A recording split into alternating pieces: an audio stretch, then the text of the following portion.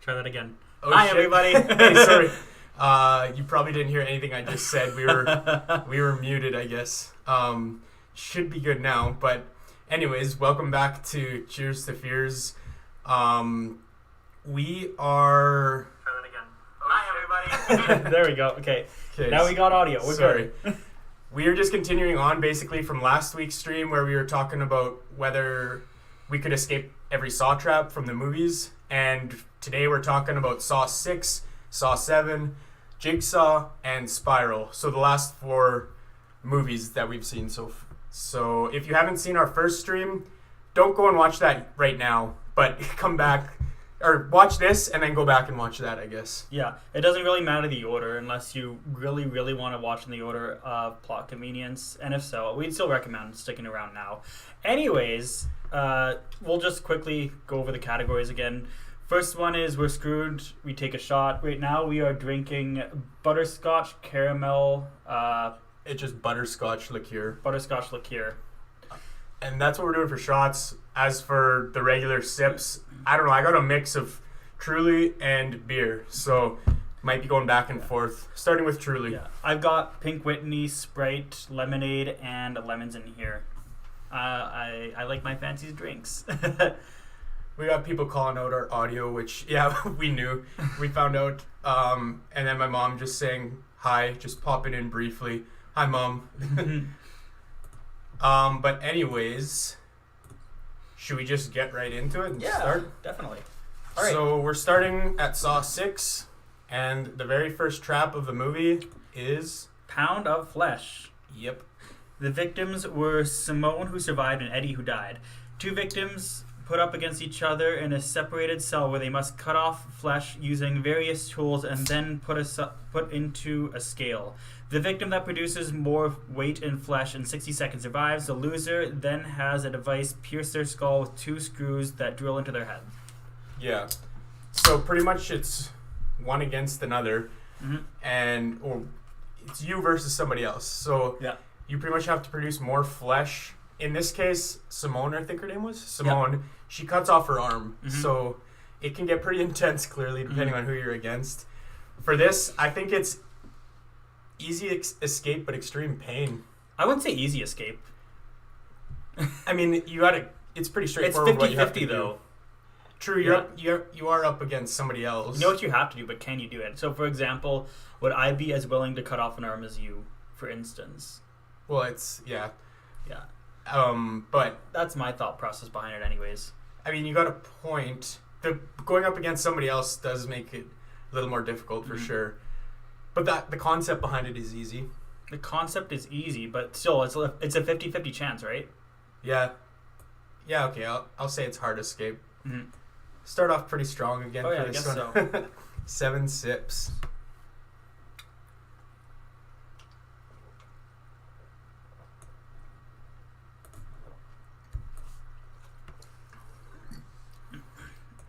Alrighty. Oh, excuse me. Okay, moving on to the second trap, which is a full-on trial, I guess. William Easton's trial. William Easton's trial. The victims of this trial had 60 minutes to face a series of tests to save his sister. There were 4 explosive traps attached to each limb of the victim that would explode if he failed to complete the 5 tests. The 5 tests were as follows. The oxygen crusher, which the victims were Hank and William Easton, who survived. Yeah. Hank being this janitor in the photo that died. Yeah. And mainly the reason he died was because he was a smoker and couldn't hold his breath. That's the main reason he was in the trap. He was basically set up to fail. Jigsaw's kind of an asshole, But for this trap, it's again you're up against somebody else. Yeah. And so in the oxygen crusher, actually, each victim trapped in a contraption consisting of 2 big metal clamps aimed at each other's side of the body. Once the game began, a sensitive pump measured their breathing activity. Each time one of the victims took a breath, the clamps would close to tighten their torso. Whoever took more breaths died. The only way to survive was to outlive the other victim. Yeah. So pretty much you got to hold your breath as long as you can. As soon as you take a breath in or out, it starts squeezing on you. This is another 50-50. It is another 50-50, but it's also like Easier. It's in my opinion. Like, it's less painful until you start getting crushed. Yeah. But I guess breaking a couple of ribs wouldn't be too cash money, but I think it would be better than breaking an arm. I want to put it a category below. I'd say easy escape. Yeah, that's kind of what I'm leaning towards too. And like the main reason, like I feel like I could hold my breath for a good chunk of time, honestly. When your life depends on it. You could probably hold it longer than me, but still, I do agree with you.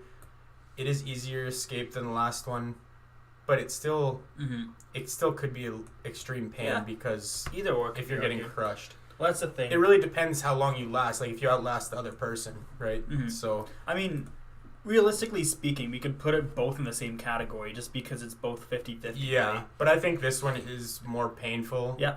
The pound of flesh is more painful than the oxen crusher, or it can be at least. It doesn't have to be. These are both weird ones to start out with, but I think we made the right call here. Oh yeah. But 5 sips. I forgot that we had to drink for a second.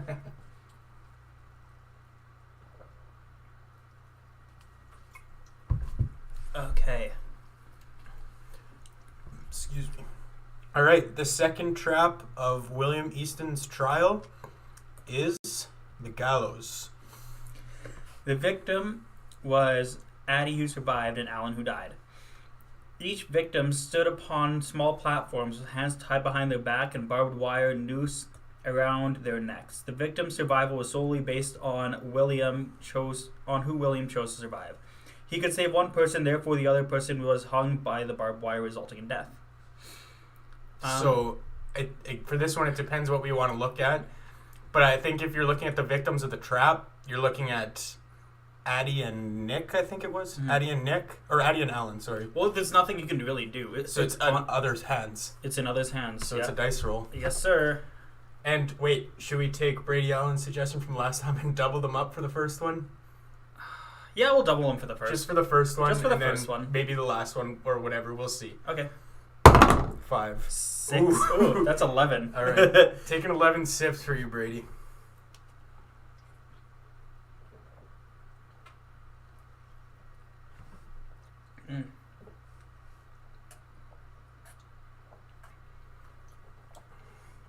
That was pretty much finished my drink. Pretty much. I swallowed a seed. Oh, a lemon seed? Yeah. All right. We're not going to do that every time. But this first one. Just the first one. Yeah, so that's others' hands based on luck. All right. Moving on. Next one in William Easton's trial. The steam maze. Steam mazes. This is an interesting one. The victim was Debbie, who died. So this was a maze located in the boiler room where the victim had 90 seconds to pass through the maze to the other side of the maze while having a device that would shoot a pointy rod into her head if she didn't complete the maze. The victim relied on William to assist her in getting through. William needed to pull a lever, resulting in the steam burning his arm and shoulder while the victim crawled through the tunnel. If William let go of the lever, either one, I think. That. The steam would then fill the tunnel, burning the victim's entire body. Upon completion of the maze, the victim would needed to cut the key out of William's stomach with a chainsaw to remove her device. Yes. So again, there's 2 ways to look at this. Both have to go through pain. Basically, for the girl, she has to, in the beginning, it's in William's hands to try and let her go through this tunnel that we're seeing in this picture. Otherwise, if he doesn't push the lever, giving him blasted with steam, she's going to basically burn alive. And then in the end, she ends up having to kill William in order for her own survival. So she's got some luck involved, like in other people's hands, but also at the same time, she then has to do something. If you look at it in William's perspective, he's kind of got to take a blast of steam to let her through, but then he also has to avoid getting killed from her in the end. So, like, who do we look at for this one? It's hard, like, because they're both kind of logical in a sense. Because I don't want to look at steam maze because then the other person could just choose to straight up pass. If you're in William's shoes, you can just straight up walk through. I mean, we could do a dice roll just to see. Sure. 1, 2, 3 for William. 4, 5, 6 for what's her name? Yeah. Debbie. Yeah. Right, so it's 4. We're looking at Debbie's perspective. So in the beginning, it's up to... Honestly, we're kind of screwed. Like, well, it's in other people's hands, and then you also have to kill them afterwards. Yeah. So in the first... 90 seconds. Yeah, in 90 seconds. So at first, it's based on somebody else, and then after that, you kind of have to... You have such limited time. I think you're right with we're screwed. You think we're screwed? I think we're screwed. Okay. I would have definitely also accepted Hard Escape Extreme Pain, but... Yeah, no, I think we're definitely screwed because you're relying on somebody else, and then after that, you also have to kill the person to get the key, and it's just there's so much to get through in 90 seconds. Yeah, so. I mean, what we could do for next time if we ever do something like that, we could do like a Dungeons and Dragons type of thing where we do like a dice roll, like a D20, just to kind of be like, oh yeah, it's, how does she end up helping you? You roll high and it's like, oh yeah, she helps you. You like roll one, you're gonna straight up screwed. I don't know. If we ever come across that again, maybe. All right. Cheers. Cheers. Ooh, that's a thick one. That's thick. Thick. Thick. It's so thick. I don't think it's thick. It's thick. That is sweet. Holy shit. It is sweet, yeah. We're going to be taking a few of those, I'm sure, but wow. I just need to chase with it. Chase with the actual alcohol. Actually, that's how you do it. So do I. That was intense. I didn't think it was going to be that. Yeah.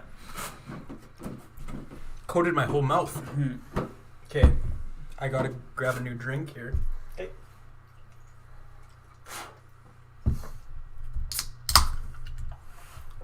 I had literally one sip left, so I just decided to take my sip. Fair enough.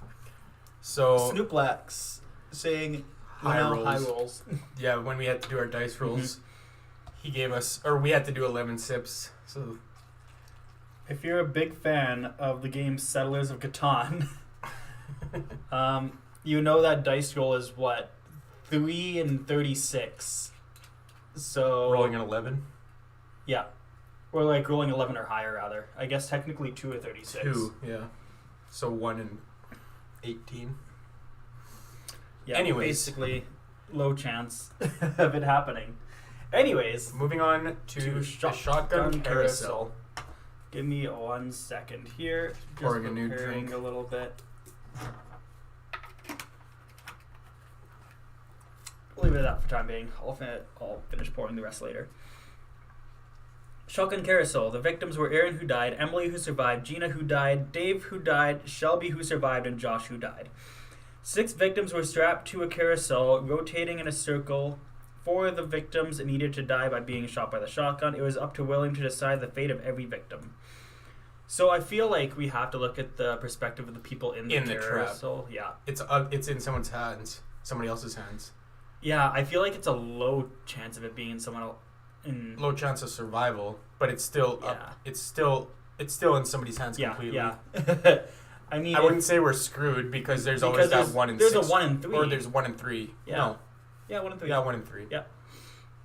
So, yeah, you're not completely screwed. No matter what, it's going to be other hands luck-based roll. Yeah. And we're not combining these ones this time. 3. 4. Oh my god. I'm pretty sure the lowest I've rolled was a 4. The lowest we've rolled in general was 3. Even in the last stream, you mean? No. Oh, for this one. Just for this one so far. Yeah. I mean, last stream, I don't remember if I rolled lower than a 3 or not. I don't recall. I remember I called a dice roll and I forgot what I called. Oh, yeah, that's true. I forgot about that, actually. Yeah, I'll call one near to the end if we get another one like around like Jigsaw or so. Yeah. We'll see how that goes. So the final one in William Easton's trial, not the final one in the movie, but the final one in his trial. Well, I guess it is the final one in the movie, actually, but the acid room. Technically. Okay, anyways. The acid room. Victims were Tara, who survived, and Brent Abbott, who also survived. 2 rooms where the tank of hydrofluoric acid would spray into the room and kill them if the victims weren't saved in 60 minutes. In order to be saved, William had to arrive in the time frame. Additionally, there was a lever in the room that could be set to live or die. Wow, I can't read. This decides the fate of William Easton. If set to die, a contraption would swing down with several syringes full of hydrofluoric acid that would be pumped into the victim's body. I feel like I could be alone in this, but I want to say it's a walk in the park. Well, you got to look at whose perspective you're talking to. Like, I say we look at William Easton's perspective. Okay. Because, I don't know, it just seems like he plays the biggest part in this, in surviving this trap. Because he's got to make through all of these other ones first. Okay. And he has 60 minutes, I think it was? 60 minutes. 60 minutes to make it through 5 traps. Well, like, okay, so if we look at it from William Easton's perspective, he has to do this. He has to beat a janitor who's like 60 years old and smokes. He has to not even do anything for this one. Hold on to the someone. gallows, he survives. Gallows isn't even a challenge for him. The steam maze hurts a little bit, but making it through probably. but making it through it. Shotgun carousel, he doesn't. Nothing happens to him. Yeah. The only one is really the steam maze, and steam maze you could realistically like walk away from it. And if we were in Debbie's perspective, we're screwed, right? Debbie's. Yeah, we even voted we're screwed. Remember? Oh yeah, for steam maze. Sorry, yeah. Yep, steam maze. Sorry. Yeah. So in saying that, realistically, we were just talking about this room because almost everything else in William Easton's perspective is a walk in the park. Yeah, no, of course. Okay. But just that, I'm just saying that has to be considered to describe the rest for his fate in this room. Yeah. So basically, the only challenge he really has to face is personally is the steam maze. So up to this point, it's a walk in the park. Yeah. But at the same time, whether he lives or dies is kind of in the hands of the 2 people in the room. Duck. True. But he doesn't know that it's going to come right away. Like, he don't know. It's coming from behind him, right? It reminds me of like one of those interactive cutscenes, like from what's that game called, like Dragon's Lair, Okay. where you just have to like press like the button quick enough where you die. Anyways, it reminds me of Dragon's Lair, and he didn't. I wouldn't say it's a walk. In fact, I'm pretty sure we used that exact same simile in our video. In our video. Yeah, we did. But also, I don't think it's the walk in the park necessarily. I mean, it depends. Like once that thing starts swinging down, do you hear it? And like, here's the other perspective. If it's the family, it's also a walk in the park. Of course, it's a walk in the park for them. Actually, for them, it's in other people's hands because it's. They don't necessarily die though at the end. They would die if William didn't make it in 60 minutes. I don't think so. Yeah, because that would have pumped out of the room and I don't killed think them for sure. Hmm. That was the point of the room. I didn't think it was. It would spray into the room and kill them if the victims weren't saved in What? 60 minutes. Mm. That's how the trap works. Mm. But Either for way. them, it's in other people's hands. But for William Easton, I'm not willing to say it's a walk in the park. Okay, I'll settle for easy escape minor injuries, but you're gonna have to do me a favor later. Oh yeah, maybe. What did you say? Easy escape minor injuries? Yeah. That's what I would lean towards, honestly. Okay. Easy escape minor injuries. We'll take our 3 sips here.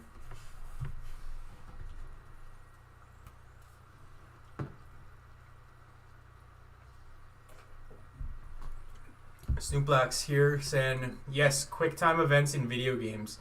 Press X to Jason.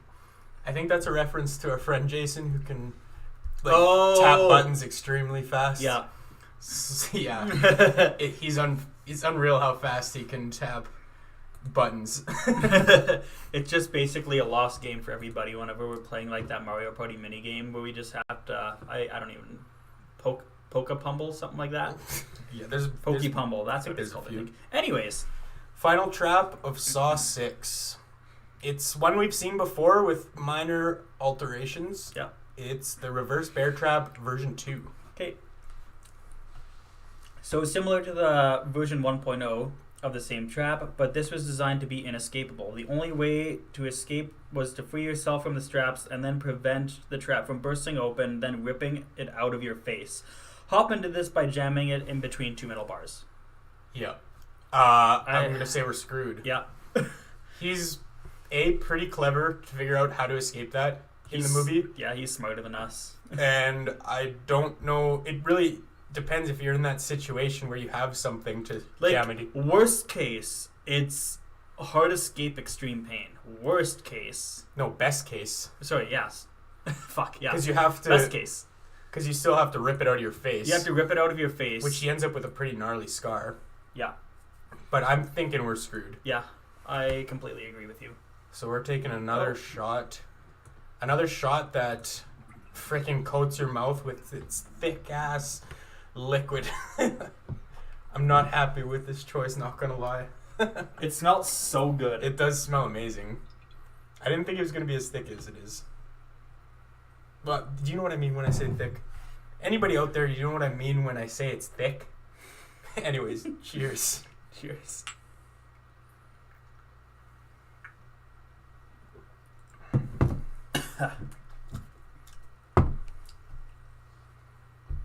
Okay. Moving on. I literally just had to swish some alcohol in my mouth to get that shit out of there. Alright, now it's moving on to Saw 7. Saw 3D. Saw the final chapter. Saw... It's so many different names. It's Saw. It's Saw 7. See Saw 7. First trap is the public execution trap. Okay. A mechanical... First of all, victims were Brad, who survived, Ryan, who survived, and Dina, who died. A mechanical contraption consisting of circular saw blades on both sides of it, as well as a third saw blade from the top of the contraption.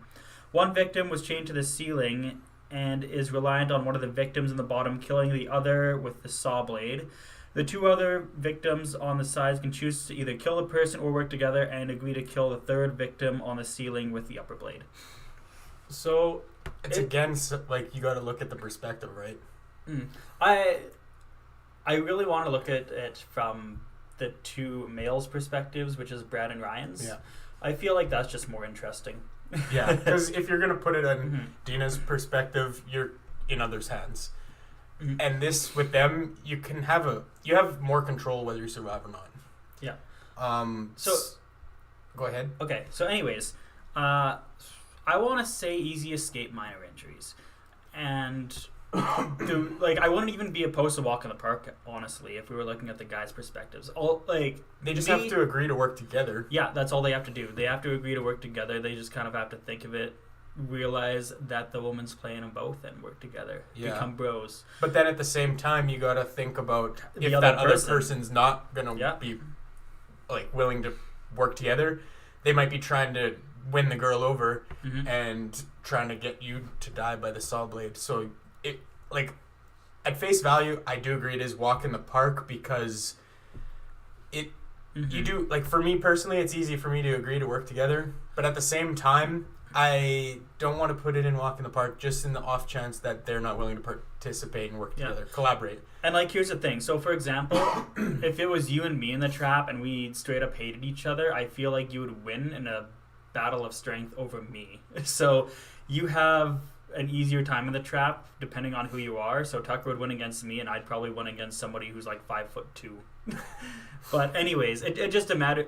It is. On there's so many variables. Yeah. There's so many if we were against quote unquote the average person, it really depends on that. And I feel like Tucker is probably stronger than the average person. I'm weaker. But at the same time, we'd probably be able to compromise and just kill the woman. Yeah. Just because of the off chance, if you're going up against somebody that is way stronger than you, I would say it's a hard escape, extreme pain because you're getting a face with a saw blade cutting it. Mm-hmm. But then if you're going against somebody that's either weaker than you or willing to work with you, it's a walk in the park. So do you want to meet in the middle and say it's an easy escape, minor injuries? Yeah. No, I was thinking that pretty much from the get-go. Because, there's just so many variables for this one, it seems... Yeah. So we gotta meet in the middle, I guess. Yeah, if you're good with your words, you can get out easily. Yeah. Okay. So we gotta take 3 sips. Nothing's been a walk in the park yet. Nope.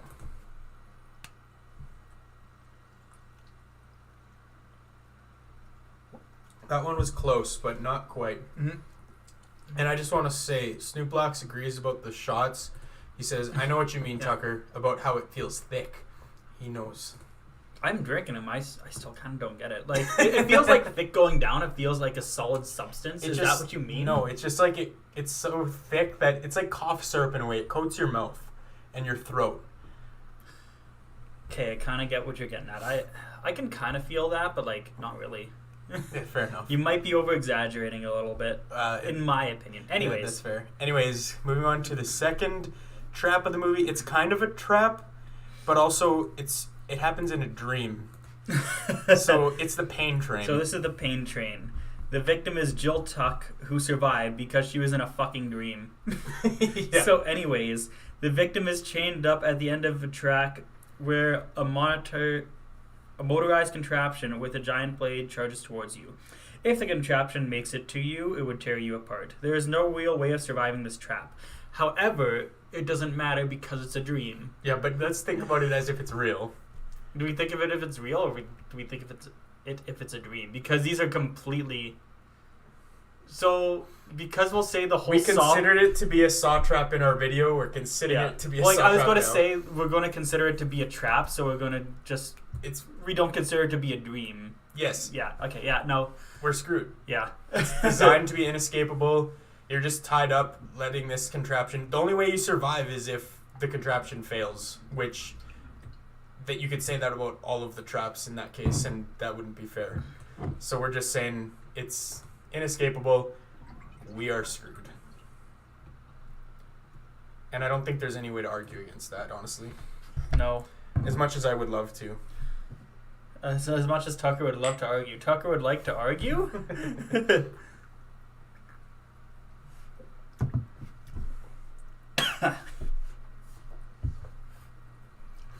Alrighty. So now, moving on to trap number 3. This involves so many different people, but we're going to look at it in the perspective of Chester Bennington. Yes, what his character was. It's the horsepower trap. Yeah. He was getting one step closer to the edge, and he decided to break. I don't know. If anyone else can make a better Chester Bennington joke, feel free. Oh, there could be a lot of jokes that might be too soon. Yeah, I was going to say something about that. Just the fact that it was too soon, not a joke, but... It's okay. Horsepower trap. If it's coming from your mouth. It's not on me. Horsepower trap. Victims were Evan, who died, Kara, who died, Dan, who died, and Jake, who... Died. They all died. What a twist. They were all in the hands of Evan, who is Chester Bennington's character. Yep. Anyways, a car was in the room held up by several jacks. One victim was superglued to the front driver's seat and had 30 seconds to tear off his bare skin from the seat to pull a red lever attached to the motor. If he failed to pull the lever, the jacks would collapse, result in a deadly chain of events that killed 4 people in different ways, including himself. So... Fuck, it's so easy. You're getting minor injuries because you're ripping your skin off, but like... Okay, I thought you were going to say walk in the park for a second. Like it would be, but you are getting minor injuries. Like, it's such an easy escape, though. You got to rip your back off the chair, which it's not... Easier said than done. No. However, I feel like you could just cheat in this one and use your foot. Actually, like, lever, you have to actually pull it. Yeah, okay. But still, either way, like, it's easier said than done, but adrenaline's a fucking crazy thing. That's true. And if you know you're gonna die in, what was it, 60 seconds?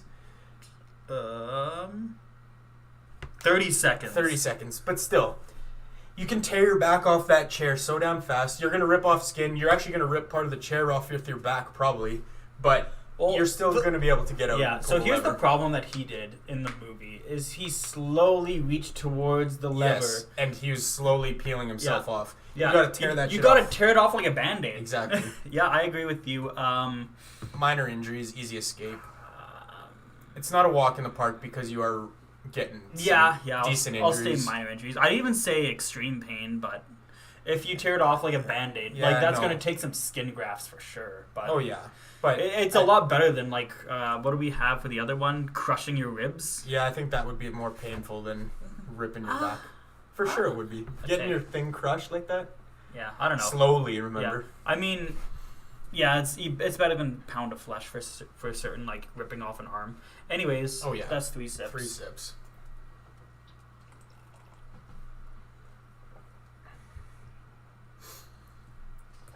Excuse me. So, let's move on. We're starting at... Whose trial is this now? Bobby's trial. Bobby. He's got a lot He's got a lot of things going on in his trial. Okay.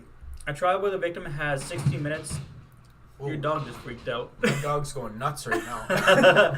Anyways. Bobby's trial. A trial where the victim had 60 minutes to face a series of 6 tests in order to save his wife. The 6 tests were as follows. A suspended cage. The victim was Bobby Dagan, who survived. The victim hung from inside a metal cage about... Anyways, I'm going to rephrase this. The victim was hung inside a metal cage above several spikes on the floor below. In order to escape, the victim's pull... Wow, I can't read. In order to escape, the victim must pull the lever opening the bottom of the cage. To avoid the spikes, you need to jump over them by using the cage as a swing. So, walk in the park. Yep, absolutely. Yeah. I wonder how disappointing it would be if he just died on the first fucking one. There wouldn't be much of a trial for him. Mm-hmm. He obviously, he wouldn't have. It wouldn't have looked too good on him. Let's just say that. And everyone else is just like waiting in the room for him and are just basically screwed. Yeah. Well, he had. I always wonder what happens in like the trials for these. He had 60 minutes, like what the other victims are doing. You mean? Yeah. In that time when he's trying to get to them. Yeah. I feel like 60 minutes isn't 60 the worst. minutes is fun. Well, yeah, it's not that great if you're waiting in the trap though. Yeah. But we did accidentally skip one, and that was my bad. I thought we were on Bobby's trial, which we are, but first we have the Lawnmower Trap. It's a very brief trap. Oh, no, I skipped that. Well, no, I went into Bobby's trial first before, and then I clicked on this picture, and I'm like, wait a second, we didn't talk about this one yet. Oh, yeah, we're on Lawnmower Trap. We'll just go back to Lawnmower Trap. It's a very quick one, even in the movie. Okay, anyways, Lawnmower Trap. Victims were Cindy, who survived, and Alex, who died. Basically a game of chicken while holding on to a pointy bar. Yeah. Look at how pointy that bar is. Yeah. Below the victims were several unturned lawnmowers that would tear a person apart if they let go of the bar. In order to survive, you either had to cause the other victim to fall, or you had to outlast the other victim. Yeah, so this is, again, you're up against somebody else. Depends. Like, it's hard to hold on to that bar, first of all. Yeah, no, that's the first thing that came into my mind. But, again, if your life is depending on it, if you're above a bunch of upturned lawnmowers like that, you have a high motivation. Mm-hmm. But, at the same time, you could have that other person kicking at you, trying to hold you with their legs, pull you down with their legs or whatever. So, like, yeah, it's like if any of you ever played on the monkey bar as a game of chicken where you guys tried to fight over who's hung the longest, this is what that is, but with a pointy bar and above lawnmowers rather than just a bed of rocks. So it is dependent on a couple things. Like, there's some variables again. But overall, I think it's... I'm almost even willing to say hard escape, extreme pain. I was kind of leaning towards the same thing, so I feel like we should just go with that. Because holding onto that bar is going to be hard. Fighting another person is hard. Or just at least outlasting them is going to be hard. Mm-hmm. So... just the hands in general. Like, even if you think of it in the perspective of surviving. And this is another one where it's 50-50. And almost all the ones that are 50-50, you can't really put walk in the park. No. Or minor injuries because... there's so many variables, like we said. Yeah. So, 7 sips.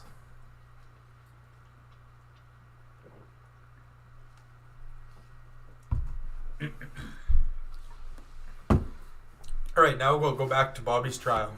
Sounds good. So we're on the silencing circle. The victim of this trap was strapped to a chair with a straitjacket and 4 metal posts aimed at her neck and head. In order to survive, Bobby had to fish a key hanging from a hook dangling inside her stomach. He had 60 seconds to pull out the key to free Nina. The post would slowly get closer to puncturing the victim's throat the more that they screamed. In order to be saved, you needed to be quiet. Exactly. So I think it's safe to say we have to assume we're looking at it from the girl's perspective. Nina's perspective. Because if we're looking at it in Bobby's perspective, it's a walk in the park. You could just walk on through and that's it. Yep. You're going to survive no matter what happens. Mm-hmm. So for Nina, you have to... Well, it's it's in other people's hands because he has to fish the key out. Mm-hmm. But B, you have to not scream while this key is being pulled out of you on a fish hook, so it's carving up your insides. Yep. And she did get a Darwin Award. I think she won it in our video for screaming, because if your life is dependent on it, you're going to hold back no matter what. Mm-hmm. But at the same time, I felt it was pretty hard to do that as a fish hook is carving up inside of you. It's hard to do. Like, I'd say easy escape, minor injuries. Not minor. You're getting severe injuries no matter what.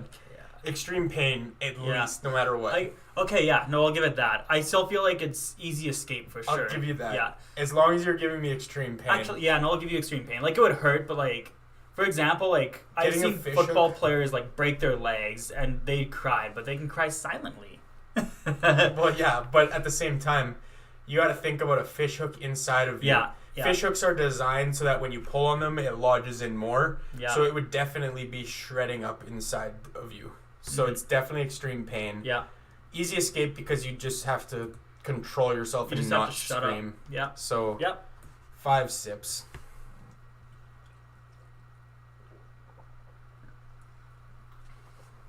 Okay. Let's move on to the Impalement Wheel. Impalement Wheel. Yep. So the victim's trap is strapped to an upright table, and once the game has begun, you would slowly turn forward until the victim was stabbed by 3 metal rods. Okay. You feeling it already? Placed at her eyes and mouth, resulting in death. There's no H in mouth. It's not me. I'm not that drunk yet, I think.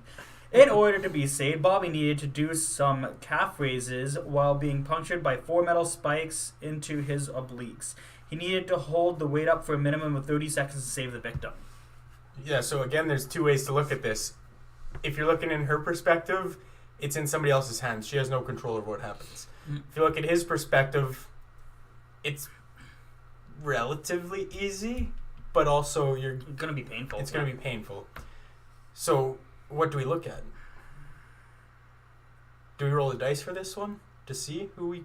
Because, like, you can say she's the victim of the trap, so it's really technically... So we'll look at the outcome based on... what's this guy's name? Bobby. I want to look at it based on Bobby. His perspective? His perspective. Okay. And the reason behind that is just because there is luck in this one, but I feel like it's really based on Bobby's. And like, so for example, it's going to be extreme pain regardless. For Bobby, yeah. For Bobby. I feel like it's going to be extreme pain, easy escape. I was thinking the same thing. Realistically, like, let's say it's somebody that you want to save and your life kind of depends on you saving this person, for instance. Yeah. If we go with that perspective, I feel like we'll have the same thought process of this. Basically, You're gonna do anything for them. Yeah. And as you said before, like, adrenaline's one hell of a drug. So all you have to do is just basically stay up for 30 seconds. And 30 seconds is a long time, though, in this situation. 30 seconds is a long time. But to at the have your same time, side stab. But the way he did it was stupid because he basically did 2 or 3 different tries. He went up and down at least 2 times. Yeah. You have to do it So he all got in stabbed. one go. Yeah, that's it. All in one go. You have to make sure that you're going to be Why would you in make there different to go. holes? Yeah, make different holes, or even just going back and forth in the same hole would suck. Yeah. Either way, I think it is... What did we say? Hard escape, extreme pain? I'd say easy escape, extreme pain. Because if we look at it from Bobby's perspective, I guess like, it's pretty I feel like straightforward it's what you have to do. Yeah, it's pretty straightforward. I'd say it's easy in a sense. Yeah, with the Yeah, extreme okay. pain. Yeah. But before you move on, we have a comment here from Everything Horror. Says, "What's up, my friends?" Shout out to Hector from Everything Horror. We were just on his podcast. The episode was released yesterday. No, Thursday? I think it was it was released Thursday. Yeah. Thursday afternoon. It's the Horror Lives podcast, excuse me. And we talked about the original 1974 Texas Chainsaw Massacre. Mm-hmm. And there's going to be a part 2 of the 2003 one coming up, correct? Yeah. And that was for the new Texas Chainsaw Massacre that was just released yesterday on Netflix. Yeah. So, Hector posted a video on it. I agreed with a lot of his points, actually. I thought it was really good. So yeah, let's continue then. Let's continue. Anyways, next up is the We gotta take our 5 sips. Oh. Oh, I'm gonna need to open a new one for this. Still doing pretty good. Oh yeah, I'm not too bad so far. Here, I'll let you read this while I take my 5 sips. Sounds good. The Hangman's Noose. The victim was Cale, who died. The victim of this trap was stuck under the end of a long and narrow pathway suspended several feet above the ground floor while also being blindfolded and wearing a shackle on his neck. In order to remove the shackle, they needed to be guided by a person on the opposite side of the room and get to the point where where they can exchange the key to freedom. The duo has 60 seconds to complete the exchange, or else the victim would be raised by a winch and then hung. Yeah, and if anyone is curious, that's actually the trap that Alex is in the thumbnail. I think it was probably the most obscure trap we used in our thumbnail, out of this one and the last one. Some people might not know what it is. Oh, yeah.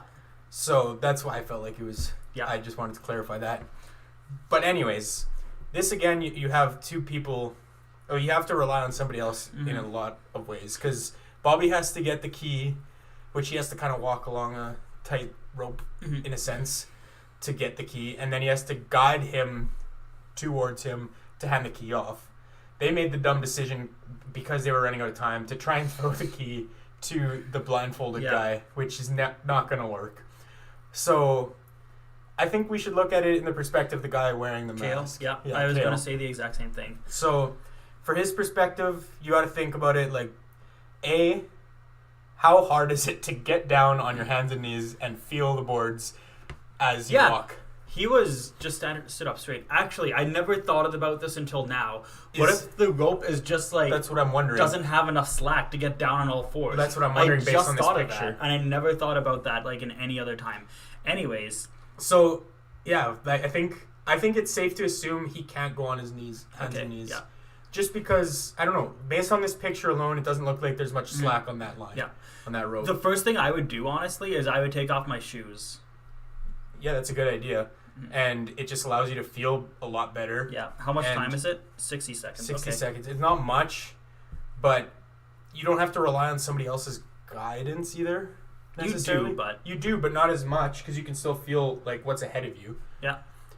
Not to say that there could be a trap board where it's not actually on something, but still, I don't know. This one's an interesting one to discuss to me. Like, to me, it seems like it's hard escape, but there's not a lot of pain involved until you actually just die. Yeah. So it's like a sudden death. Yeah. So, I mean, you could look at this. You could look at this top category as hard escape or extreme pain.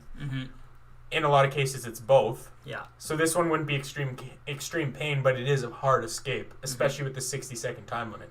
If you had unlimited time, this is a walk in the park, I'd say.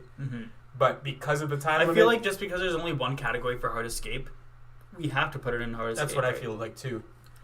Like, it's unfortunate, but, like, it's by no means we're screwed, and it's by no means, painful, but... It's not painful because you die so quickly. Yeah.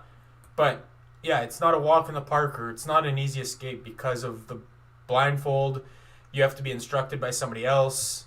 You have to, the time limit. There's so many things making it so much more difficult. Yeah, basically nobody has to go through any pain in this trap, which is interesting for a jigsaw trap. Yeah. It makes it a little bit unique. So let's take 7 sips for that one. Good call.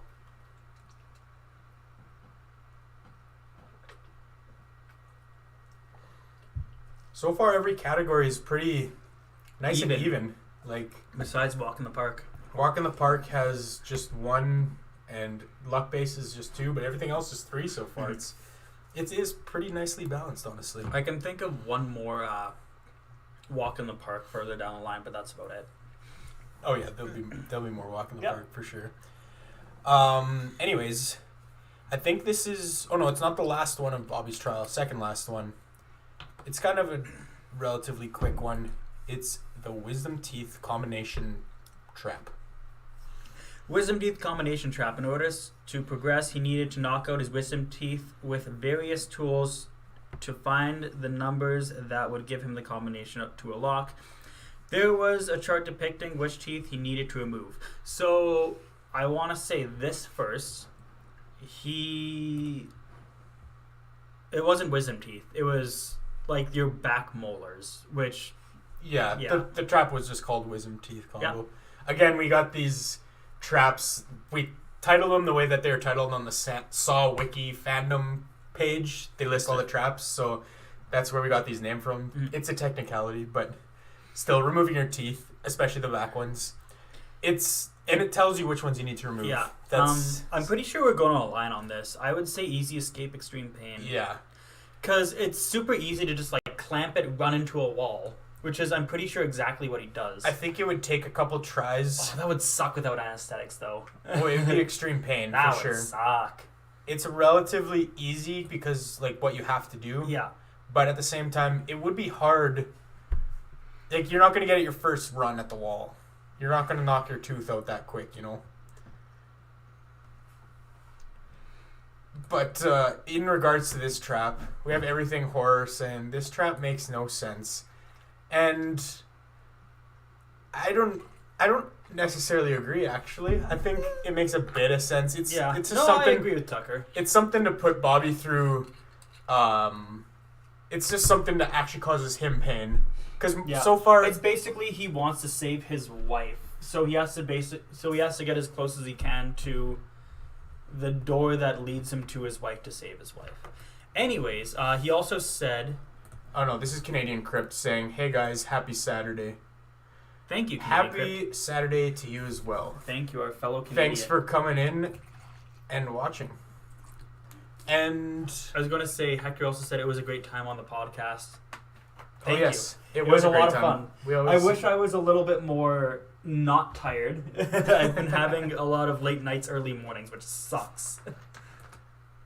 But yeah, it was a good time for sure. We Yeah. talked for a long time, which I was not expecting to go as long as we did, which is why it had to be broken up into 2 episodes, which it's still good. It was a good conversation for sure. Yeah, no, it was great. And it kind of helped in some ways look at it in a different perspective Yeah, for if everybody. you guys like actually want to like watch the movie and then have like a good in-depth like detail on like especially a lot of the scenes, like definitely check out the podcast after you watch the movie. I definitely recommend it. Yeah, it was a good discussion, Mhm. but we gotta take our 5 sips Yes, for sir. that. Wisdom teeth, easy escape, extreme pain.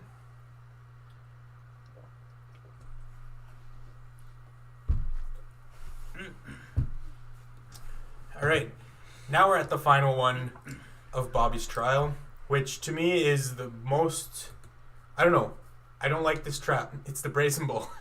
Okay, Brazen Bull, the victim of this trap, was chained up between a small... Sorry, my mouth's like watering because of how sweet the drink is. The victim of the trap is chained up to a small platform by a shackle on her neck. Bobby then had to pierce the pec muscles with 2 hooks and pull himself up to the ceiling where he needed to connect 2 extension cords to deactivate the trap. If he failed to do so, the platform that the victim was on would lower her down and entrap her into a large oven that burned the victim alive. So I think we have to look at Bobby's perspective. I like to look at it in Bobby's perspective. Because otherwise it's just in somebody else's hands. There's no room for debate on that. Mm. But for Bobby's, there's different ways to look at it. You could, we've talked about this many times, but for Bobby's perspective, you could just stand on the hooks rather than puncturing yourself. Well, like, here's the thing. I kind of thought about this. So if you were to stand on the hooks and, like, wiggle yourself up there, you're going to somehow... No, never mind. You can stand on them. I thought I had something. I thought I was going on that. But No. I'm just like... I'm pretty sure, like, the more you pull up, it just, like, no matter what, like sticks on your place, so you had to like hold it with one hand or some shit like that. Either way, yeah, you kind of have to. I mean, you have the increased risk of falling off. Yes. So we have to consider, do we face this trap by design? Because by design, they have to whip it into the pecs. Yeah. So let's go by design. Yeah. And that would be extreme pain. You could also take like a 2x4 and sit on that and pull it up. There's so many like there's probably so some many options. technicalities for this trap. That's why I don't like it. Yeah, definitely. But let's assume we have to do it solely based on the way it's designed, which is puncturing yourself in the pecs with the 2 hooks and then pulling a chain to raise yourself up. Mm-hmm. And then plugging in an extension cord and going from there. I think it's hard escape, 100%. And, like, well, the thing is, from his point of view, he's going to die. I mean, he's going to survive no matter what. Right? Yeah.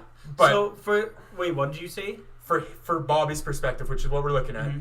he's going to survive no matter what. Yeah. But I think we almost got to combine the 2 perspectives in a way. Let's assume that if he doesn't make it... That he's the one burned alive. Yeah. How about, why don't we do that for a lot of them? I mean, it's really hard to, but... It's hard to in a lot of cases, just because it's somebody else at risk. I think I made the quota on the last video of, like, I pretend that it's me inside of that trap. Or, like, it's me trying to saving a me. Anyways... For that reason, I kind of want to say it's at least hard escape extreme pain for me. I'll say that. I wouldn't say it's a hard escape though. It is. Just like pulling up the pectoral muscles. Like you gotta pull yourself up, which uses your pectoral muscles as well, while they're punctured with hooks, and then all the way up to, like, I don't know how high that ceiling is, but it's a high ceiling.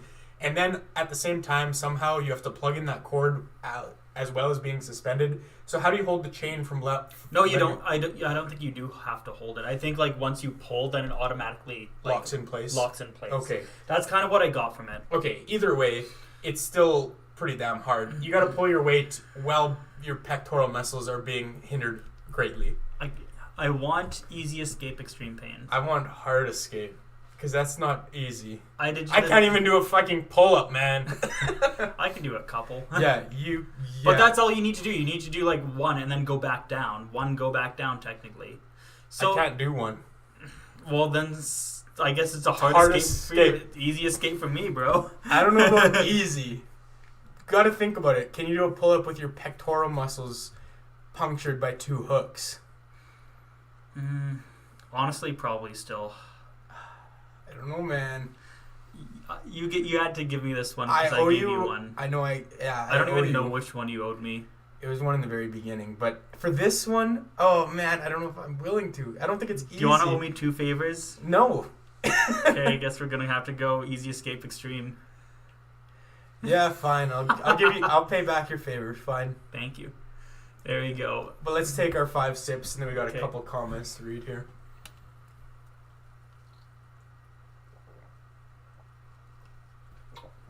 All right, we got Canadian Crypt here. What are you guys drinking tonight? I have an IPA going at the moment. So far I've been sticking to Truly's. I switched it up from beer this time, but I do have a few beer in there as well. It's whatever I grab. I have Pink Whitney, Sprite, lemonade, and some lemons in there as well. So I've got quite the combination going. Yeah, and then we got Hellbound tuning in. Shout out to Hellbound. If you haven't already, check out his channel. He puts out a lot of great videos. Says, check out those studs. Howdy. How's it going, man? Thanks for coming and tuning in. Thank you for joining. And then we got a comment here from Snooplax. LMAO, Alex is strong. Yeah, he's a strong man. I'm a strong boy. Hey, let me remind you, prior in this episode where you're talking about the public execution trap, Alex talked about how I'm stronger than him, and now he's stronger than me. If you had the same body mass as me, I'm pretty sure you'd be able to do that trap, no problem. Pull-up is easier, yeah. Mm-hmm. For me, I weigh more, so pull-up's hard. And we got everything horrors. You guys are gonna have a conversation amongst yourself, but I'll start it off. He says, "What's up, Canadian Crypt and Hellbound?" I'll let you guys talk it out there. But anyways, let's move on. Okay. That was the final trap for Bobby, right? That was the final trap for Bobby. So I guess we're moving on to a couple traps that are, we'll see what we say, but I got my opinion on them. Okay, sentry gun trap. Sentry gun. So anyways, victims were Officer Gibson and 2 other officers that died. A trap designed as a security device to protect Hoffman. It consisted of a machine gun mounted to a tripod that would fire when a sensor was activated, when a sensor was detected by an invader. In order to survive, you merely were not able to enter the room. We're screwed. the only way you can survive it, I feel like it's easy to just duck, right? You don't know that it's going to pop up. It pops up and shoots immediately. You don't have time to duck. Well, and it's a security device. It's made to kill instantly. It's like the shotgun hallway, basically. That we put in We're Screwed, let me remind you. yeah, I'll give it to you. I feel like there's just no... Like, it pops up and shoots immediately. Like, I want to argue that you can escape, but at the same time... It's not likely. Escape is very, like, minimal. Yeah. Yeah. And it's because it's designed to be a mechanism that doesn't let people through, you know? Yeah. So, for example, the only way to survive, I feel, is just you are the first person to knock... Or I guess somebody else is the first person to not get shot. And then that follows up by you just immediately ducking. But especially if it, like, we'll say we're nice and it shoots like 10 rounds per second. That's a lot of rounds inside of anybody. So if it shoots like 3 rounds in anyone, you have probably like 0.75 seconds to react, which is pretty much undoable. Yeah. Anyways, I know, was a Canadian Crypt was asking before what we were drinking? Oh, yeah. For the shots, we got butterscotch liqueur, butterscotch schnapps, whatever you want to call it. That's what we're doing for shots. Tucker says that they are thick. They're thick, thick shots. They coat your whole mouth. Whoa. I literally have to wash it down with more alcohol. Not to mention how sweet it is. Mm-hmm. That's the main thing. That's the main thing. It's sweet. We've almost gone through half that bottle already. We just bought that today. We just bought it like 20 minutes before starting this. This one, I feel like... Okay. I feel like it's a similar situation. I don't feel like it's similar, and I'll tell you why. Anyways. We got the cyanide box. A cyanide box. There was 5 victims, which are 5 SWAT members that all died. A device used to prevent police interference with Bobby's trial. If the trap was activated by several cyanide pellets... Wow.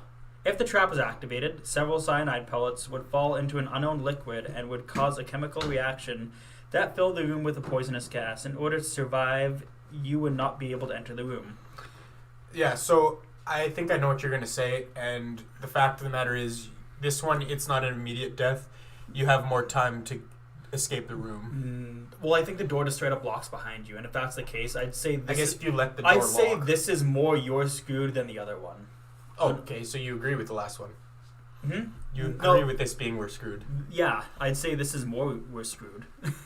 So, I don't think... Yeah, no, like, that's what I was leaning towards at first. And if the door locks behind you, then yeah, you're screwed. Mm-hmm. But, yeah, I have nothing else to say. If anything, you would argue for harder escape, but you'd probably argue less than I would have for the other one, right? Probably. Yeah. And not necessarily that it's harder to escape. I actually forgot that the door locked behind you. So I'm not 100% sure. Obviously, I don't know the movies like the back of my hand. I know them fairly well, but we'll assume the door locks behind you and you're screwed. I assume that the chemical reaction starts after the door closes and locks behind them. Otherwise, it'd be way too easy to escape. That would be a walk in the park otherwise. Because if you see some pellets and a gas being formed and the door's still open, you can just walk out and be fine. Yeah. So we gotta say that they are screwed. Back to back with these shitty ass shots. They're not that bad. I know you don't mind them. I disagree though completely. I mean, no alcohol is fantastic.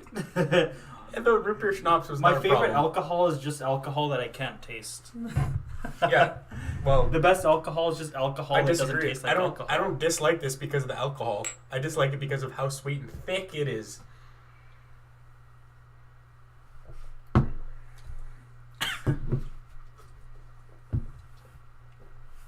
And I don't know if you guys noticed, but every time I take a shot, I swish a bunch of liquid in my mouth. I do too. To wash it out. Mm-hmm. Anyways. I just need a little bit of chase. Now we're moving on to Jigsaw. Yeah, so Saw 7 actually has the most traps out of every other Saw, if you guys didn't know. I thought you said mouse traps. No, most traps. So we're starting this one out with Edgar Munson's test. Edgar Munson's test. The victim in this trap had to find a trigger and use it to start the game involving 5 other people. If he refuses, he would be killed. Due to attracting the police, Edgar added a layer of difficulty for his test and resulted in his death. Yeah, so here's my perspective on this. It's a walk in the park for us because A, we're not Edgar Munson and we don't have any criminal background. There's no police going to be after us. And all we have to do is pull a damn trigger to start a game for somebody else. The only reason he gets killed is because of a corrupt cop, being the detective that comes into play later with another trap. But let's look at this at the trap's design. Let's look at it in the fact that, like, we're Edgar Munson. Yeah, like, we're Edgar Munson. Yeah. Walk in the park. No. But, like, so for instance, like, I still have, like, the same criminal background as Edgar Munson. You want to go that far? Yeah. I'm thinking of it like that. Like, it's still a walk in the park, though. Like, how so? Because you just push trigger and it's done. Actually, yeah. Well, he had to find it, though, right? Yes. And then by that point, he was, like, surrounded by police. I mean, there's no time limit. Yeah, like, I guess all he has to do is, like, push it, and then the game starts. And then they just, like, he drops it, right? Yeah, he got killed outside of the trap's design, actually, if you think about it. Yeah. The cops killed him after he already started the game, and he technically survived the trap, but didn't survive the cops. He hesitated too much. I don't want to say walk in the park. I want to say easy escape, minor injury. But there's no injury involved. You can get shot. There's potential for that. That would hurt quite a bit. But that's outside of the trap, though. I mean, it's still like it was a result of the trap. They thought he was it's like saying use a bomb or something. It's like saying the trap is to make me smoke crystal meth so I continue to smoke crystal meth and die.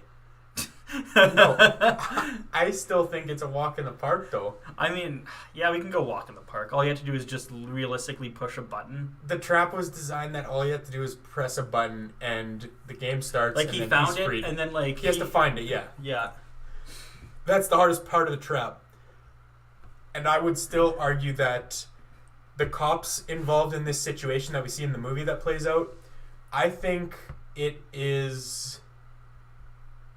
It adds a layer of difficulty, but it's outside of the trap. It makes the trap harder because it's an outside interference, but for this trap alone, the way it's designed, it's a walk in the park. Okay. I also like walk in the park because we need more easy drinks. We just took 2 back-to-back shots, so I like that fair. too. Yeah. That's not why I was arguing for it. I will say, don't call me out on that. We got Zach Vaughn. Good job, guys. I have some catching up to do in the drinking. Yeah, well, if you want to know how much we've done, we've taken 5 shots and about 3 drinks. So, yeah. Catch up if you want. I know you're upstairs watching. Anyways, let's move on to the second. I guess it's the whole trial. The Murderous Trial. The Murderous Trial. Are they all murderers? Yeah. Well, I don't know. That's what the trap was called. They're not all murderers, but they've all done something in bad ways. Because we have... No, they all did murder people, technically. In some way, not necessarily directly. Like Carly, for example, she's the one who stole from the old woman who had died of a heart attack. It's like pretty indirectly. It's like basically like manslaughter, maybe. Yeah. It wasn't any direct like, oh, this person killed this person. It was, which is still technically murder. I mean, well, yeah. Anyways, enough arguing about morality here and criminal nature or criminal law. Let's go on to the Murderous Trial, which the victims were Mitch, who died, Anna, who died, Ryan, who died, Carly, who died, and Logan Nelson, who survived. Yeah. The trial involved 5 victims located in an abandoned barn and had to face a series of 6 tests in order to survive. The 6 tests were as follows. First one was the bucket room. The victims were chained to a winch while wearing a bucket on their head that was pulling them closer to a wall consisting of several circular saw blades. In order to survive the trap, the victim needed to sacrifice a small amount of blood. Or just any amount of blood. Yeah, so, yeah, well, in that case, why would you sacrifice a lot of blood? Mm-hmm. So it's a small amount. Nobody's going to go and fucking throw their whole body into all the saws if you just have to do a little bit. I mean, unless you're dumb. Unless you're an idiot. But I'd say easy escape, minor injuries. Like, without a doubt. Yeah. Because regardless, you got to get cut. And even no matter how little you touch a blade, you're going to get a pretty decent cut if it's a circular saw blade spinning. Well, was it you that said that they really liked the trap when we watched this? It was somebody that we were with. but they just like the trap design just because that's how a lot of saw blades work. Once they like touch, like even there's like experiments, once it like touches like any sort of like flesh, the saw blade just instantly stops. There is blades. I think there's a lot of blades that do that. Saw stop. But yeah, once you touch it, it immediately stops. These obviously weren't those blades. They're not. Trust me, they're not. Okay. No, I trust you. These blades more of the keep technical going. person The other ones, it's like, I forget how it works, but it's some sort of like charge, because we're very conductive. Humans are conductive, and so they can touch the metal, and that's what triggers the blade to almost immediately stop with very minor cuts. This is not that. These are designed to give you a full-on cut. Still, all you have to do is just put your finger on it, and if you lose the tip of your finger, then whatever. It's nothing in the grand scheme. Would you do tip of finger? I would do fingertip. But what if it doesn't like stop right away? So for example, like what if it then goes I go like this. Sorry if that was not in camera. I would just tap it, and that would cause a decent amount of blood already. I think I might do like side of the hand right here. That's what we see some people do. Or was it this side? I just thought of it. Look at your hand. Oh yeah, I don't know if you guys can see it right here. I got a cut. That was pretty recently. I carved up my hand with a hole saw. It was pretty bad. I should have got stitches. Everybody in my life was telling me to get stitches, but I didn't. And look, it's healed. I just got a scar. Anyways, I wouldn't scar tissue. I mean, I could get matching scar tissue with Tucker here. If you want to do that, I would have done that because this. Because you already went through it. No, not that's not why. Because this just seems like it's a lot more painful than losing. Even if you lost the tip of your finger, it wouldn't be as bad for me. Yeah. So I'm willing to do that. Tip of my finger, probably my pinky fingers lose a tip. Yeah. Either way, 3.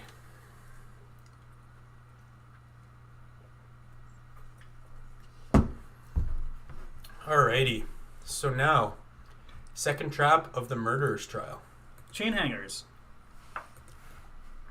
Chain hangers. The victims were attached to a chain that pulled them forward, and they were instructed to confess to their wrongdoings. One victim in particular was instructed to self-inject herself with a syringe. She had 3 options to choose from, all of which had a different number on it. She knew which one to choose, but was scared. Whenever you say "but was scared," exactly. Like this is the one that I was thinking of. That was an easy walk in the park. Yeah, like because you just got to think about it. You well, got to give yourself a shot. She knew the number. She knew the number, and it's just like taking a I shot. get it if you're what's the word for? I don't know, scared of needles. Scared of needles. But yeah. Anyways, it's. Like, even with that aside, you're not getting much injuries when you stab yourself with a needle. That's not an injury. That's just an everyday That's occurrence. what I mean. It's literally, I've had 3 not shots every day. within the... I mean... You're not getting a shot every day. Literally 3 shots within the last, 2 years. How many days are there in 2 years? Actually, no. Technically, I had, at least 10 because I went to the hospital once because my appendix was acting up. I had appendicitis. Yeah. And either way, it's not a daily occurrence. People get tattooed for fun. Yes. It's not an occurrence. It's not a daily occurrence. You can't say that no matter what. I agree with you. It's not a lot of pain. Tattoos not are any more pain, than actually. Needles, man. Well, yeah, of course. And I was scared of needles at first, then I got a tattoo. Either way, it's a walk in the park. Walk in the park. Whether you like needles or not, it's a walk in the park. She was just being a baby. Mm-hmm. Even though at this point, she knew her life was at stake. It's like, you got to do something, you got to think about it a little bit more logically, I guess. Yeah. Anyways, moving on. Leg wires. Leg wires, yep. To avoid this trap, you must simply stay away from the door labeled no exit.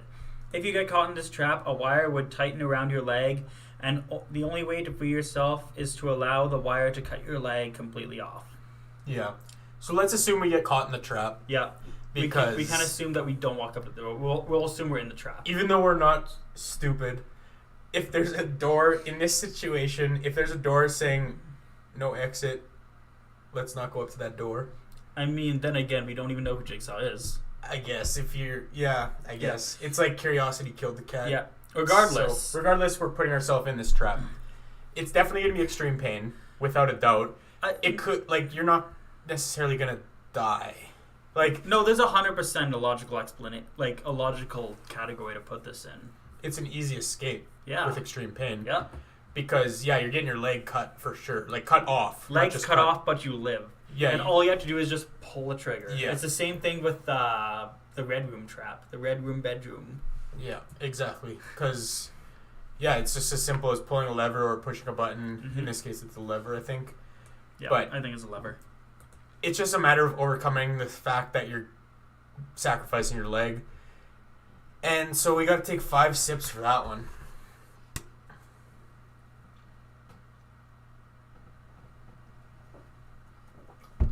And that finishes off my drink for that.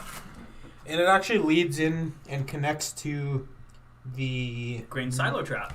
Yeah, the next trap.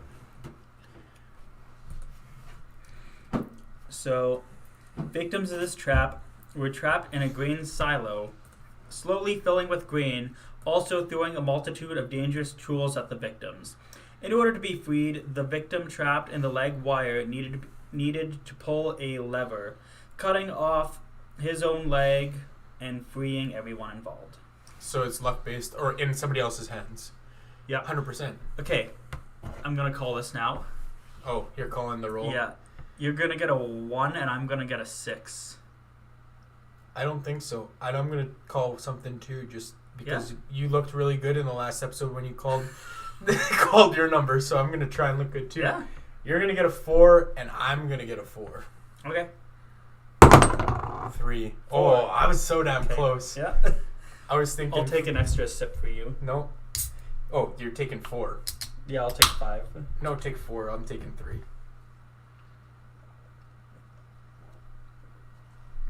You'll never know if I took 4 or 5. I could hear you. Not that I was paying attention. So way, you'll never know. I could watch the video back. Or somebody in the comments could let us know how many sips Alex took if they could pay that much attention. I don't think they can... I don't know. Either way. Moving on. Is this the final trap of the Murderous Trial? Nope. Technically, there's one more. I thought this was the last one. Oh, yeah. Yeah, you're right. Cycle trap. Cycle trap. The victim of this trap was suspended above a cone-like object with metal coils on the inside. The victim was then lowered down into the cone and was required to press the handbrake at the bottom in order to survive. It results in cuts but not completely shred your body up if successful.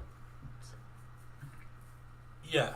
So, like, if you pulled the trigger, you're probably going to be guaranteed to maybe get your shoulders cut up or your arm or something if you're pulling the trigger. But it's not, like, if you fail, your whole body's getting just shredded to pieces and you're dying. The reason why, in the movie, so in the way that it played out in the movie, it's a walk in the park. Because she stopped it. She stopped it, and he was basically in reaching distance. Yeah, and it was stopped spinning. He could have just outreached and... Do you know the worst part? Like, anybody... Like, there was two other people besides the gentleman in the trap. Mitch. Yeah, that was... And Mitch. any of them could have, like, just taken the handle and done it.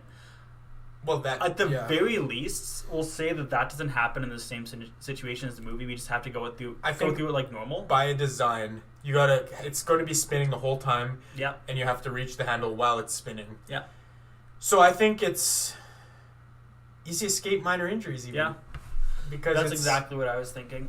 It's just, like... You're going to result in cuts for sure. But it's not going to be any, like, major injuries. And, yeah, easy... escape, minor injuries. Mm-hmm. We got Zach Vaughn here saying that you took 10 sips. I know he's lying. Zach Vaughn. Von Zach CV. ZV. Anyways, 3 sips. Zach, I know he did not take 10 sips. He rolled a 4. At most, he took 5 sips. That's because I said I was going to take 5 or something. So judgmental. Anyways, now we're on the final trap of the Murderous Trial. Not the final trap of Jigsaw. Mm-hmm. Quite. There's still one more after it.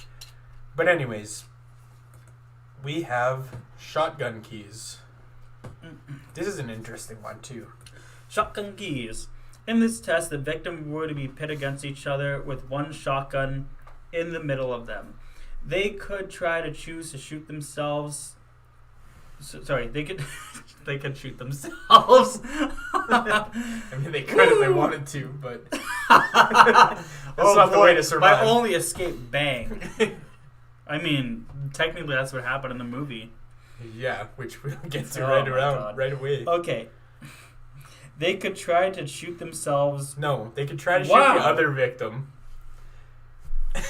You want me to take over? Just for this. I think I lost my privilege. Okay. In this test, the victims were pit against each other with one shotgun in the middle of them. They could choose to try and shoot the other victim, but the shotgun would then backfire and kill them. In order for them to both survive, they would need to unload the gun, empty the shotgun shell, and then they would find the keys to their freedom. There you go. Honestly, if I was in that trap, I'd shoot myself. Yeah, we figured that out based on your subconscious telling you to shoot yourself twice. Anyways, First time could be a mistake. Second time is just unexcusable. Wow. for me, I'm saying we're screwed, and here's why. Okay. You see a gun, the way that it's like there is subtle hints, and Jigsaw, like the whole point of this trap is he very vaguely tells you not to use the gun, but it's not so obvious. You got to read between the lines, and if you see a gun in the middle, and you think automatically if you use that gun on the other person, they're dead, you're gonna survive, right? Mm-hmm. But because the gun then backfires and shoots you, you're screwed. That's my outlook. Okay, so how about we're also in the outlook that I'm in the trap, the other person shoots themselves. How do I escape from it? I'm pretty sure there's probably something in the room. There's nothing. There's probably something in the room to cut off your leg and I don't walk think free. so. There's probably something. There's probably not. Also, would there And we be a can't way? make that assumption would there either. be a way to fix the keys? That I don't know. We can't assume that though. If the key's destroyed, you can't just like assume you have all the time in the world to just. You Find a literally way. do have Yes, all no, you the don't. time in the world. You don't, because you're gonna die. Where do you before have to fucking be, Tucker? You're gonna die. You have because to be in that room in another fucking 10 days to die of starvation or Yes. thirst. You're gonna die before 10 days because of fucking dehydration. Either way, you're screwed because I don't think, like, you can't just assume that there's something in that room. You gotta assume otherwise because the trap's designed to make them die if the shotgun's used. They're not gonna just conveniently have some crazy glue off 10 feet to the side that they can go and wander and fix the keys. So, for example, if you were in that room and you were beside the person who, like, lost a leg, who can't reach you because they're chained up, you were the first one to grab a gun. What's the first thing that you would do? I would assume I need to kill them to survive, and then that would result in my death. Okay. That's why I said we're screwed. Okay. That's what I would do in this situation. Yeah, no. Based on what I saw in the previous, 5 traps so far in this trial? Mm-hmm. There was 5 traps prior where I watched people die because, for whatever reason, some of them were not, they shouldn't have died, but whatever. I saw a bunch of people die. I assume going into this trap, I need to fight for my survival, where that's the wrong move. The wrong move is to just hang tight. The right move. The right move is just hang tight. Don't use the gun. Think about what the tape said that was playing and, put 2 and 2 together. But I'm going to be honest, I wouldn't be in that right mindset to do that. And, so that's why I'm saying screwed. Yeah, I'll give it to you. If you treat this one like I just wanted a little bit more convincing. Yeah, Just a little bit more convincing. that's fair. If you look at it like an escape room where there's a trick, there's a clue behind it that you need to figure out, Well, like, it's then also I the could thing escape. was, Jigsaw was not, like, spoiler alert for the movie. The movie takes place in the past, so Jigsaw wasn't popularized at this point. No. So it's impossible to know his motives and what he wants from people. I mean, if you're watching this video, we've spoiled a lot more up to this point. But We literally said the deaths of, like, every character in the fucking franchise. yeah, I know. So spoilers are kind of, I mean, they should be assumed at this point.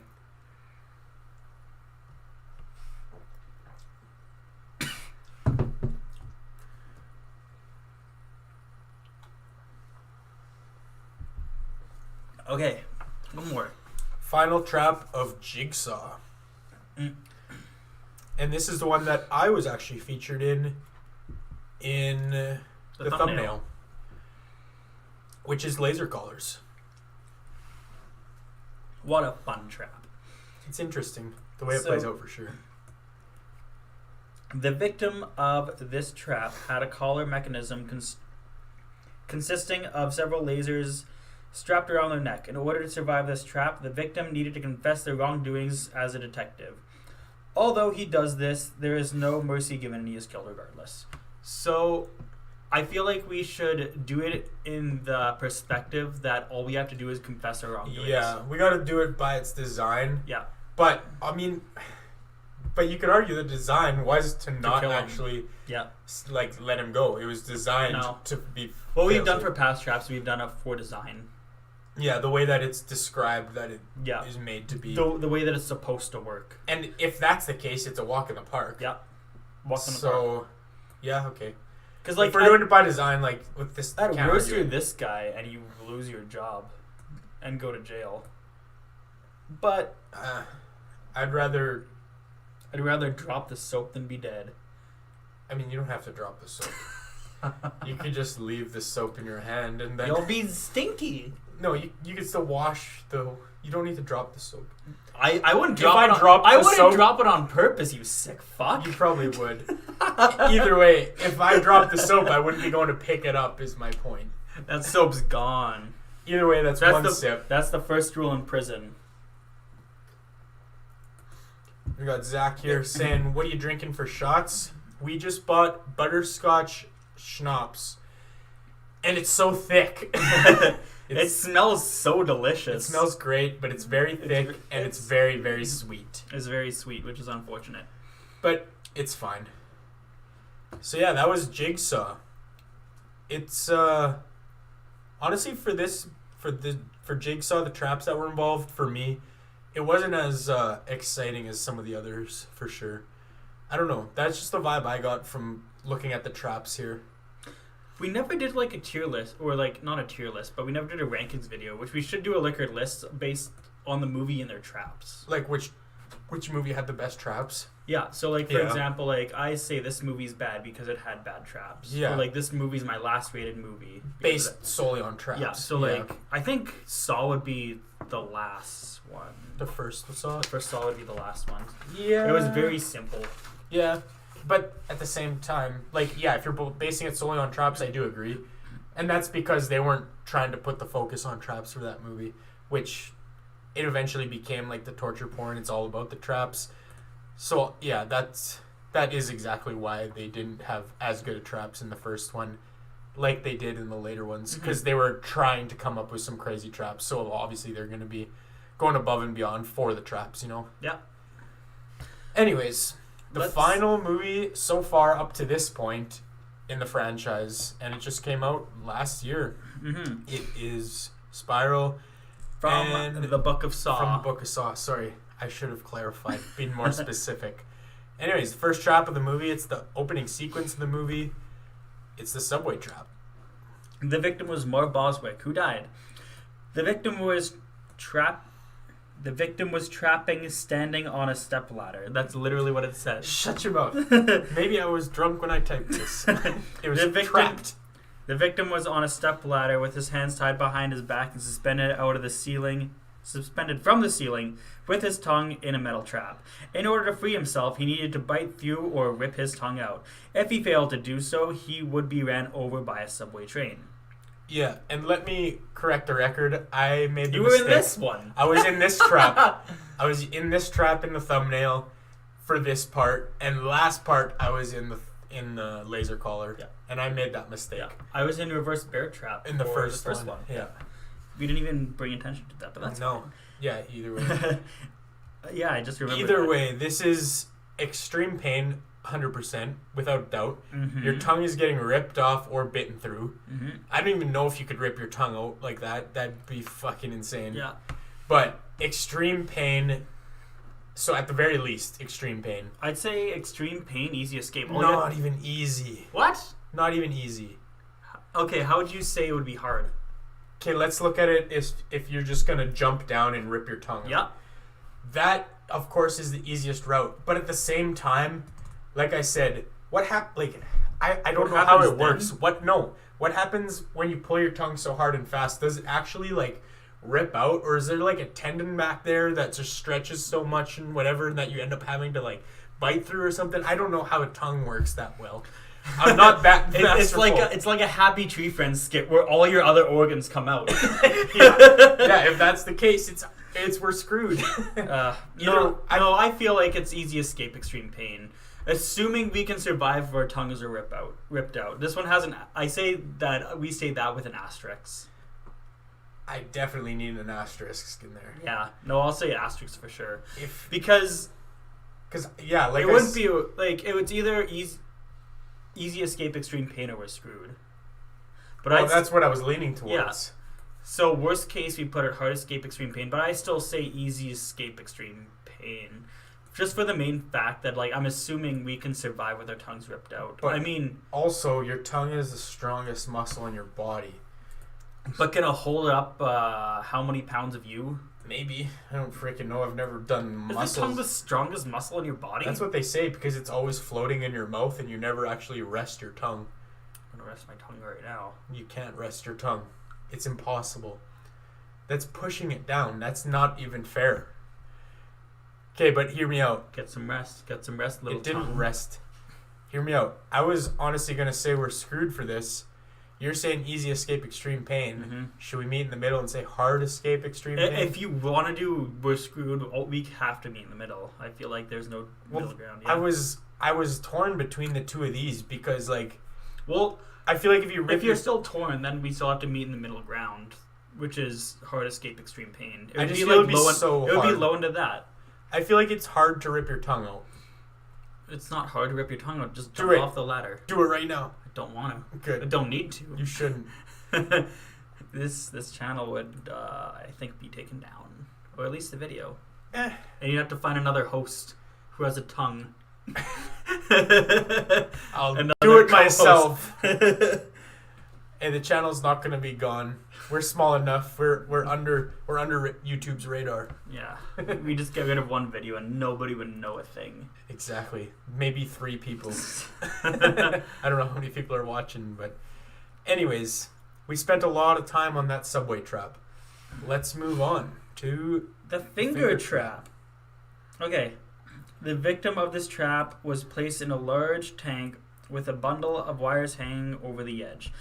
Water would slowly fill the tank, resulting in electrocution of the victim. Additionally, the fingers were all individually trapped into a mechanism that would pull on them when the victim bit down on 2 small bars placed in his mouth. In order to survive, the victim needed to continuously bite down on the bars to rip off all 10 fingers within a 90-second time frame. So first of all... Wait. Yep, we have to drink for the last one. That's what I was going to say. That was 7 sips. Okay. Now let's continue. Okay, let me first say, this would probably be my favorite trap in the movie if they spent more time on it. And actually, like, visualizing it. Yes, not just cutting back and forth to it. And like a flashback type of thing. It just happened way too fast. I just wanted to get that out there. Yeah. Anyways, as far as escapability goes, you have to continuously bite down. We see it in the movie. He takes a bit of a break, and that basically fucks him over. Yeah. So you have to continuously bite down. Do it. Yeah. You can't stop.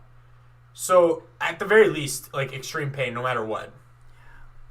So your fingers are getting ripped off. I want to say this. I want to say hard escape extreme pain. That's what I'm leaning towards. Yeah. The only reason I say that is because there is basically not a room for hesitation in the movie. I wouldn't say we're screwed because there is that chance of escaping, but you have to commit to doing it 100%, no holding back. Mm-hmm. Which is going to be hard. It's a lot easier since it's in your mouth because you can just bite down from pain. Well, exactly. That's the thing. Once you're in pain, you're going to... It's like biting into a towel or something when you're in a whole bunch of pain, you know? Mm. Or like biting your fist. Biting your fist when you're in a bunch of pain. I've never done that. But then again, it's a common trope. I don't think my pain limit's ever been tested that much. That's so fair. I can't really say anything for that. I think I do agree, though. It is hard escape extreme pain, just for the sole reason that you need to hold down the whole time. That's why it's hard escape, and obviously extreme pain because every one of your fingers is being pulled off, ripped off. Yep. And I couldn't imagine every finger being gone. Oh man, just okay. walk around with nubs. I don't think we took our 7 drinks. No, we didn't even finish talking yet.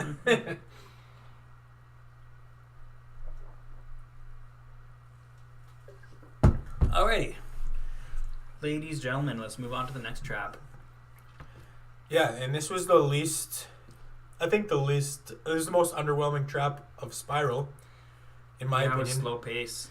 The hot wax trap. Like, I can understand the idea of it and how terrifying it would be. Oh, yeah. Just because it's so, like...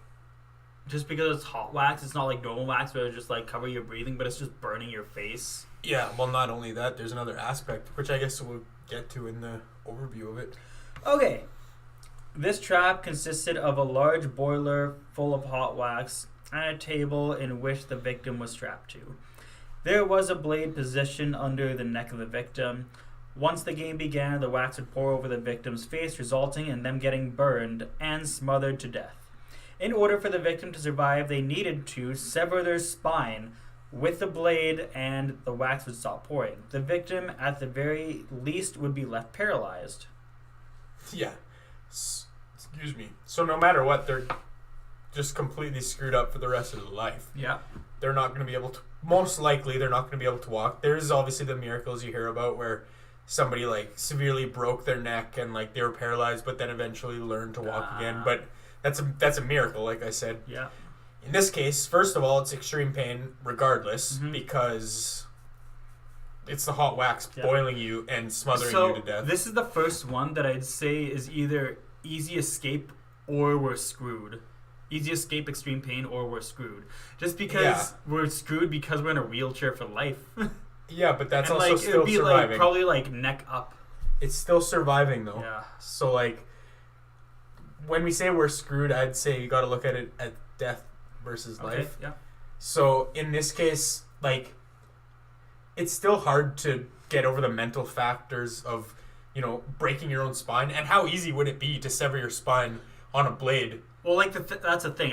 I think all that you need to do is you just need to like lift your head up and just like bang back. I don't think it's that simple though, because you're gonna bang your head on the table and it's gonna bang before it severs the spine. Well, you just look up. I think you gotta like literally saw it. Yeah. Which doesn't make it so easy. But at the same time, I get what you're saying. Like, I don't know. We're in agreeing that it's extreme pain no matter what. So it's in the top 3 categories, at least, at minimum. Yeah. So it's just a debate whether easy escape or hard escape. Because I'd say we do hard escape just for the fact that, like, if it's difficult to sever your own spine. Yeah, I think it must be. Because you got to get through all that flesh, and then you got to get through the bone, like... You gotta sever the spine. Obviously, the bone's not one. If only there was a button like every other saw trap. Yeah, just do it for us. Make the blade rise up super fast, sever it. Yeah, unfortunately, we gotta do it ourselves, which I think adds the difficulty. That's just a more difficult version of Art Blank's trap, don't you agree? The spine cutters? Yeah. The spine cutters were out of his control, though. But it literally just snaps your spine. If it was that quick... For this trap, that would be easy escape. Yeah.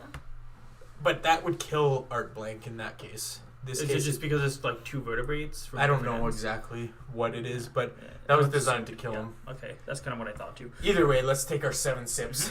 I can tell right now I'm either going to finish this or be close to finishing it. I said I'd be switching to beer, but so far I haven't had to.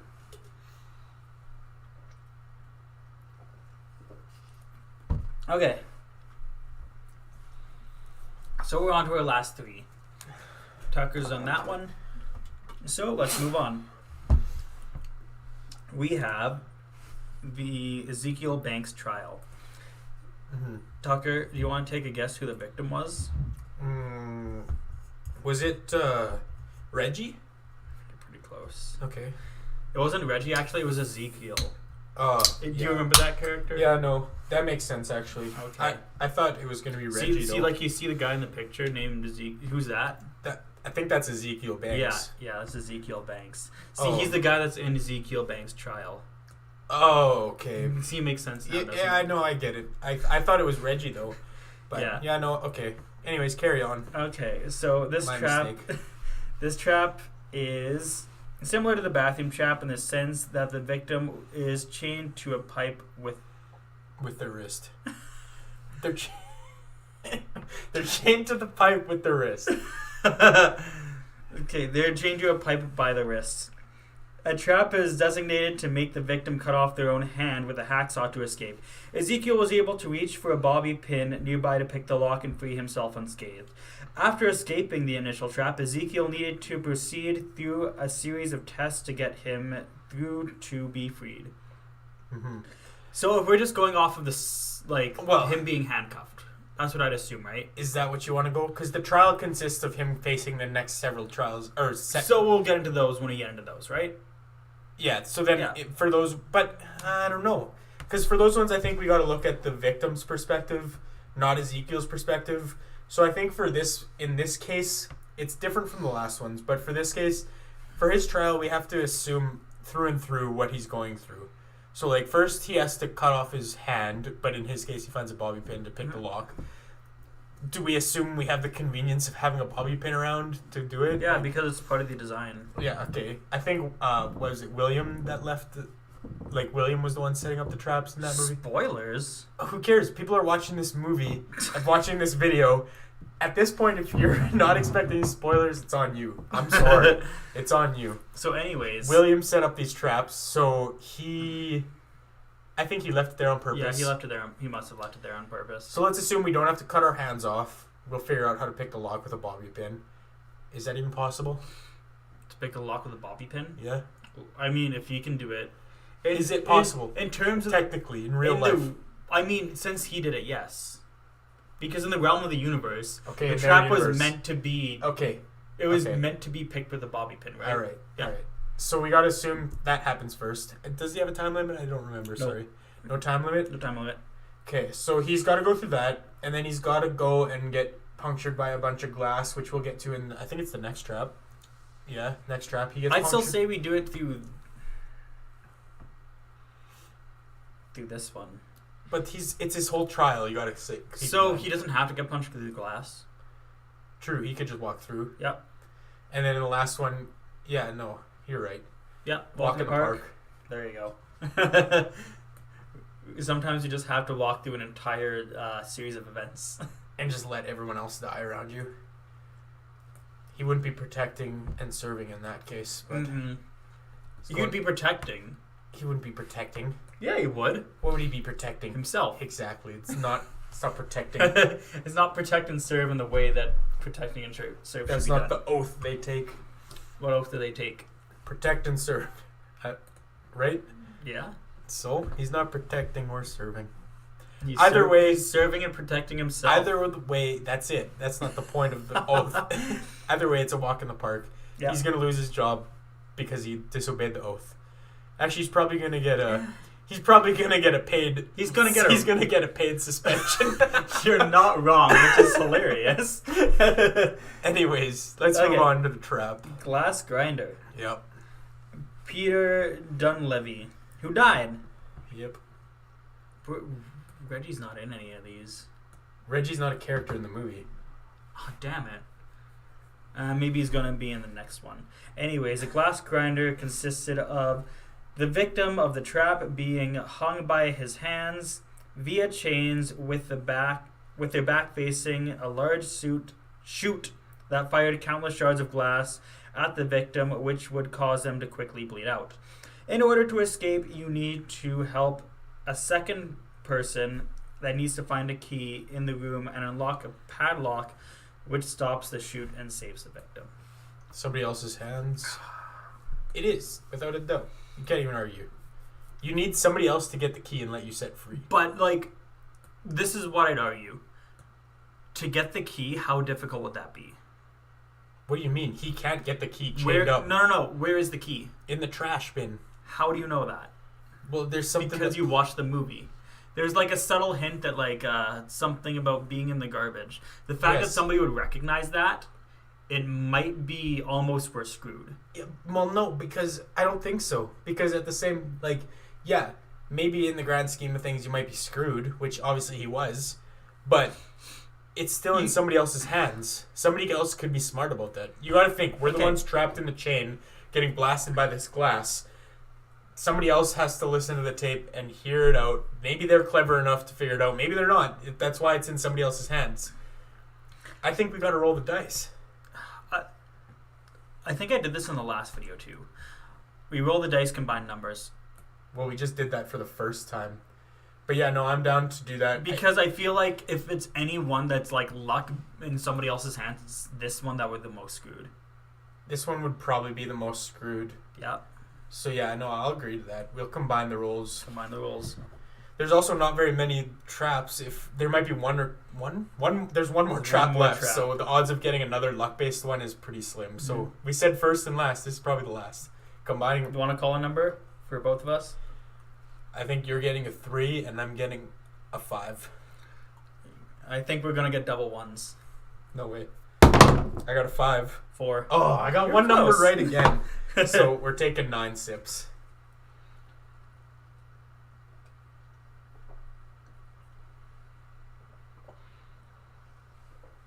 Okay. So we got the final trap of Spiral, which is the final trap of this whole series. We're closing it off with this one. Obviously, if anybody is out there wanting to ask us any questions, of course, leave it in the comments. We'll stick around as long as people are asking us questions. Otherwise, this will be the last one, and we'll go from there. Anyways, it's Marcus Banks' test. Marcus Banks' test. The victim was Reggie Marcus Banks. Anyways, the victim of this trap was shackled up by every limb and was connected to an IV drip that had a harness on, suspending them in midair. Once the game began, the IV drip would then slowly be drained the victim would slowly drain the victim of blood. In order to survive the trap, the victim needs to help from a second person. The second person would then requires them to shoot a target above the victim, which would release them from the IV drip. Yeah, so again, you could say it's in somebody else's hands, I guess. It's almost in somebody else's hands where it's a walk in the park. But at the same time, there was another caveat for it. There was another part where if they cut through that door, like the police that were coming to there, because they were called or whatever. Well, that's if the thing. They cut through it, he's screwed. We assume every trap works as intended, and the trap should be intended to make people survive. Yes, but at the same time, he had a slim chance of survival, but also, Reggie, what was his name? Marcus Banks? No, Ezekiel. Ezekiel had to convince the cops not to come through the steel door because they carved through that, and as soon as they hit that wire, it immediately resulted in Marcus Banks lifting his gun. Well, it was being puppeteered to lift the gun and shooting at it looked like he was going to shoot the cops, so then it immediately killed him. Yep. So that is part of the trap's design. If those wires get cut from the steel door from somebody intruding, it results in the victim's death. So you do have to consider that as well. So, in the grand scheme of things, I think we're screwed because, hear me out. So, A, you got to rely on your frickin' son, Reggie. What's his name? Ezekiel. Sorry, I keep forgetting his name. You got to rely on your son, Ezekiel, to shoot the target, which he's a trained cop. He could easily shoot the target. Let's assume that, obviously. Yeah. That's a walk in the park. But you also then have to, Ezekiel is then tried to be convinced from William, I believe his name is. To join him. To join him. Side.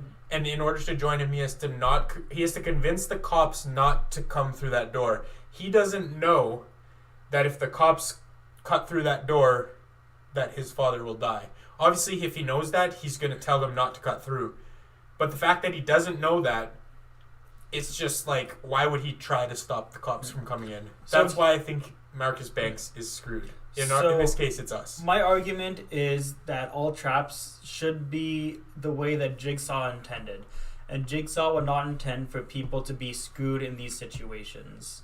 Jigsaw would intend for people to be able to be rehabilitated. Yeah. This isn't Jigsaw. And it's not Jigsaw, no. But if we were going based on that logic, we wouldn't have any traps and we're screwed because all of them were designed to be survivable in some way. No. Except for the ones that weren't designed by Jigsaw, which is this is one that's not. Let's look at these traps here. You mean the ones we put so far? The worst screwed? Like, comparing the rest of them. Like, Shotgun Keys, like, that one just takes so much fucking logic, was made by Jigsaw. Cyanide Box was worst screwed, not made by Jigsaw, but it's like you enter a room. In this case, it's all not made by Jigsaw, mostly, because Hoffman has taken over at this point.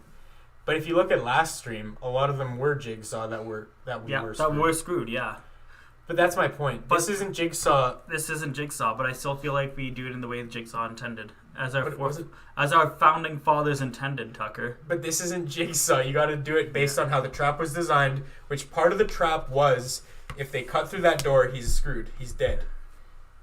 And how likely is it that you're going to convince the cops who are there to... But in a lot of Amanda Young's traps, she designed it so that they were screwed. And that's how we basically put it on that...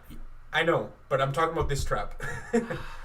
I'm just saying, this trap was designed to, that if they cut the door, it would then cause Marcus Banks to lift his arm holding a gun and look like he's about to shoot the cops, which obviously he wasn't going to do, but it had that motion, right?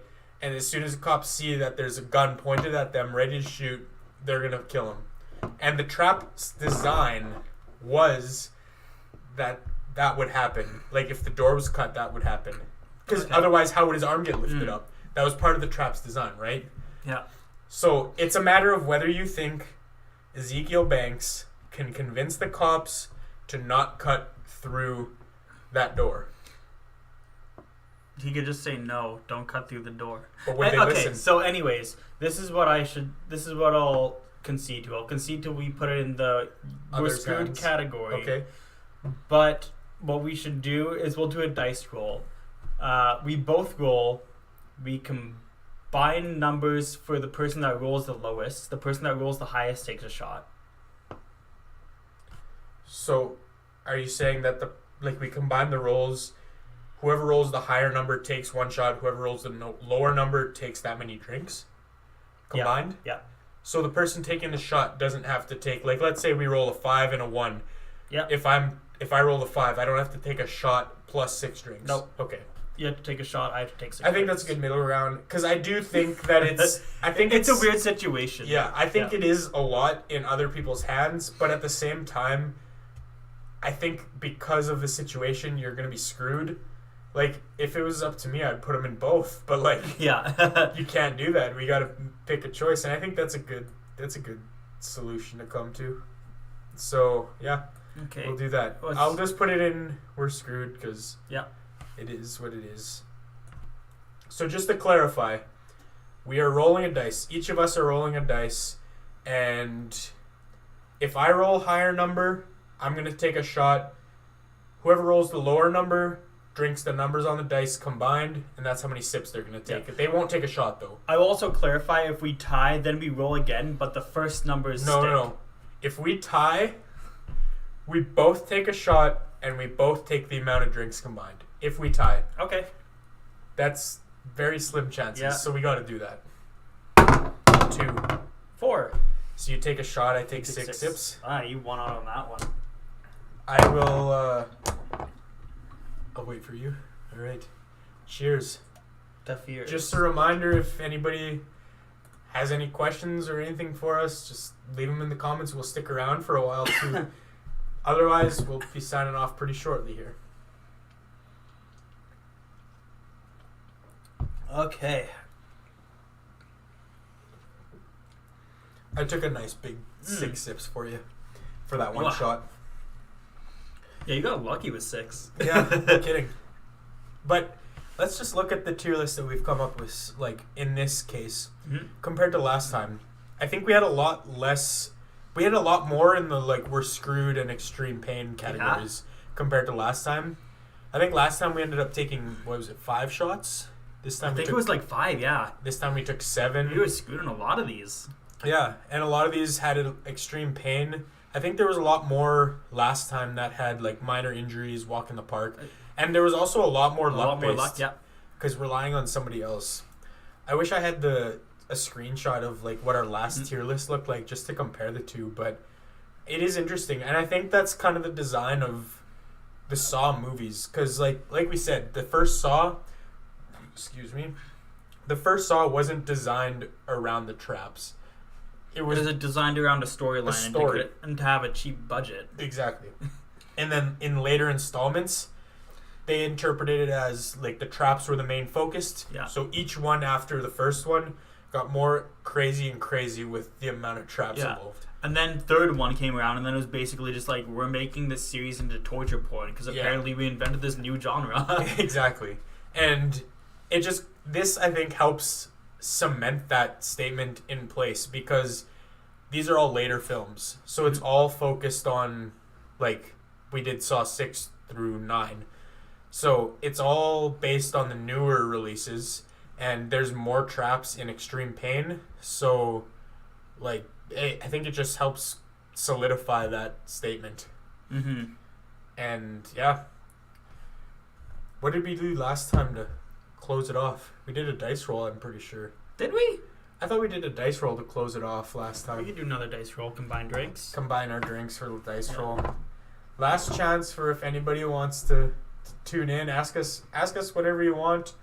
Otherwise, we're doing our dice Otherwise, roll. what we're going to do is we're going to do dice roll, and then we're going to discuss, like, maybe our, like, 3 hardest traps. Well, let's discuss those first, actually, Okay. and then do the dice roll to sign I feel off. like it would be easier. Okay, yeah. We'll do the dice roll to sign off. If somebody has something to tune into, then they can do that now. So how about we do this? I say we're screwed no matter what. We're just going to leave those there. I feel like we go hard escape, extreme pain. We discuss those ones downwards. Sure. We're like just like our top 3 for those ones. Okay. So we got Pound of Flesh, Lawnmower Trap, Hangman's Noose, Subway Trap, the Finger Trap, and the Hot Wax Trap. 3 of the spiral traps are in this category. That's Spiral surprising. traps were, yeah. That's actually surprising. Out of what, 6, 7? I think 6. 6. 3. So half of the traps were extreme pain, hard escape. That's impressive. And then Marcus Banks was in We're Screwed. Just very close to not being. Anyways, for this one, let me see. What I think is the hardest one out of extreme pain and hard escape. So Hangman's Noose is not extreme pain. It's only hard escape. So that would be my lowest one, without a doubt. In terms of extreme pain, hard escape, I gotta give it to the Subway Trap would be the hardest. Okay. Because of how much pain you're going through. Ripping your entire tongue out, or the alternative is biting through your tongue. I think that's the hardest one in my eyes. What do you think? Pound of Flesh. Pound of Flesh? Pound of Flesh. That was my second choice. Yeah. Well, it's just like ripping off probably a ligament to survive in comparison to ripping out your tongue and probably surviving. Yeah, I know, and I get that perspective. Yeah. The odds of me dying in pounds of flesh, I honestly feel, in my opinion, I would likely die in pound of flesh in comparison to Subway. And I feel opposite. Okay. I actually don't know. Like, Pound of Flesh, the way I look at it, in her case, the one who went through Pound of Flesh, she cut off her own arm. So I kind of have that as a guideline to base it off of, because that would win over any amount of, not any amount of flesh, but like, if you're just only carving out flesh and that's it, like the one guy was doing in that trap, if you cut off a whole arm, that would be a lot more likely to win against flesh. Yeah. But in this case, I think it's going to be easier to carve off your own arm than it is to rip out your whole tongue. That's the way I look at it, and that's why I chose Subway Trap over top of Pound of Flesh. Okay. For second for me, I honestly, we basically discussed it a lot, and I still wasn't fully sold on Subway Trap. I would put either finger trap or hot wax in front of Subway? That's fair. Mm-hmm. My second is pound of flesh, like I said, Yep. and for reasons we discussed. So third choice out of what we have here, Lawnmower Trap. You're holding onto that spiky bar. You gotta like kick at people, or you just gotta out hang the other person. It's relatively hard, but ripping off your fingers is way harder. Yeah. Hot wax trap, severing your own spine. Again, like I don't know. Like we're not doctors. I don't know how easy or hard that is. So like, I could be wrong in saying this, but I think the finger trap, because you lose all your fingers. Mm-hmm. In the grand scheme of things, the hot wax trap, if you do survive, you're paralyzed. So like, obviously that's worse than just losing 10 fingers. Mm-hmm. But in terms of in the moment, I'm thinking in the moment, I'd go finger trap. Yeah. Finger trap would be way more painful having all 10 fingers ripped off. Because with the hot wax trap, if you sever your spine, you're paralyzed. You're not even feeling most of the pain. You're still going to feel the hot wax on your face. So I'm going to say in the moment, finger trap. In the moment, finger trap's worse. It's weird. Yeah, but in the grand scheme of things, like later down the line, obviously hot wax trap, if you survive, is the worst. Worse compared to the finger trap. Mm-hmm. So yeah, order is Subway trap, pound of flesh, finger trap for me. Okay. What about you? It'd probably be... What did I mention here? I mentioned pound of flesh would be worst. And then you said finger trap or hot wax trap. You didn't clarify. Yeah, no, especially talking through it with you, I'd say finger trap then hot wax. Assuming, like, if you're talking about in the moment. In the moment, yeah. Definitely finger trap would be worse. Yeah. I do agree with that. Mm-hmm. Like, in the long run, like, I'd rather do... Like, so for example, if it was assumed I survived the trap and I could just, like, skip that, like, 3 minutes that I was put through that pain, I would do hot wax. Or, sorry, I'd rather do finger other than hot wax. Yeah, of course. But, like, if you were able to, like, skip those few minutes... Yeah. Yeah. Anyways, let's just look at the we're screwed category and pick the absolute one that we think is... The worst? The worst. Like, it's worst. You're going to die. Let's assume you're dying in all of these because that's kind of what we resulted in. So which is the worst way to die? We got the Steam Maze. We have the Reverse Bear Trap version 2. We got Pain Train, the Sentry Gun Trap, the Cyanide Box, Shotgun Keys, and Marcus Banks Test. What's your... I think we're going to align on this. Maybe. Pain Train. Really? Pain Train, yeah. I don't necessarily agree. Okay, what do you agree? What do you think? Pain Train was my second choice. My first choice has got to be the Reverse Bear Trap version 2. That was my second choice. Because your whole face is just getting torn apart. Yeah. You're fucked. Like, and that could be because we've seen the Reverse Bear Trap 2.0 in action with Jill Tuck. Yeah. No, that was the original Bear Trap. Was that the original? That was the original. Okay, either way, we saw it's the same idea.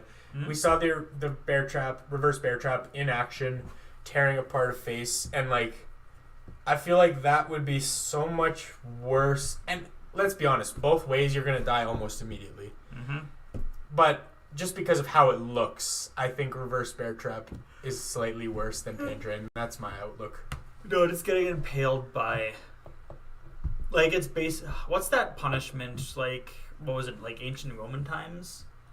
Where it's basically just, like, 4 horses pull all your limbs apart. Oh, it's kind of like that, except it's through your body. Well, I mean, it's just holding you in that position. It's not actually tearing your limbs off. But it's just like impaling you. It's impaling you, yeah. That's horrifying. I couldn't do that. It would be rough. And I guess you have the whole... No, I 100% agree to disagree on this one. No, that's fair. I'm just saying, like...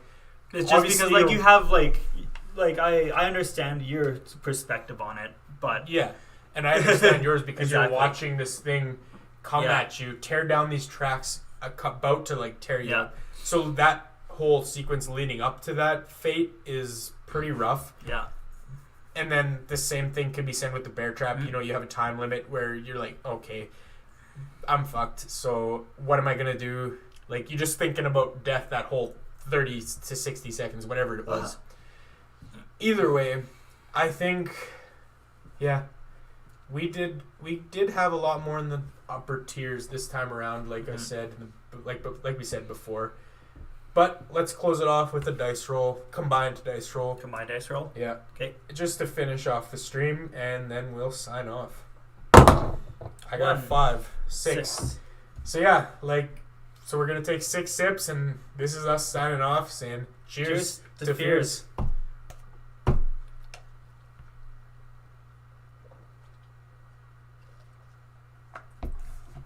Thanks for joining, everyone. Good night, guys.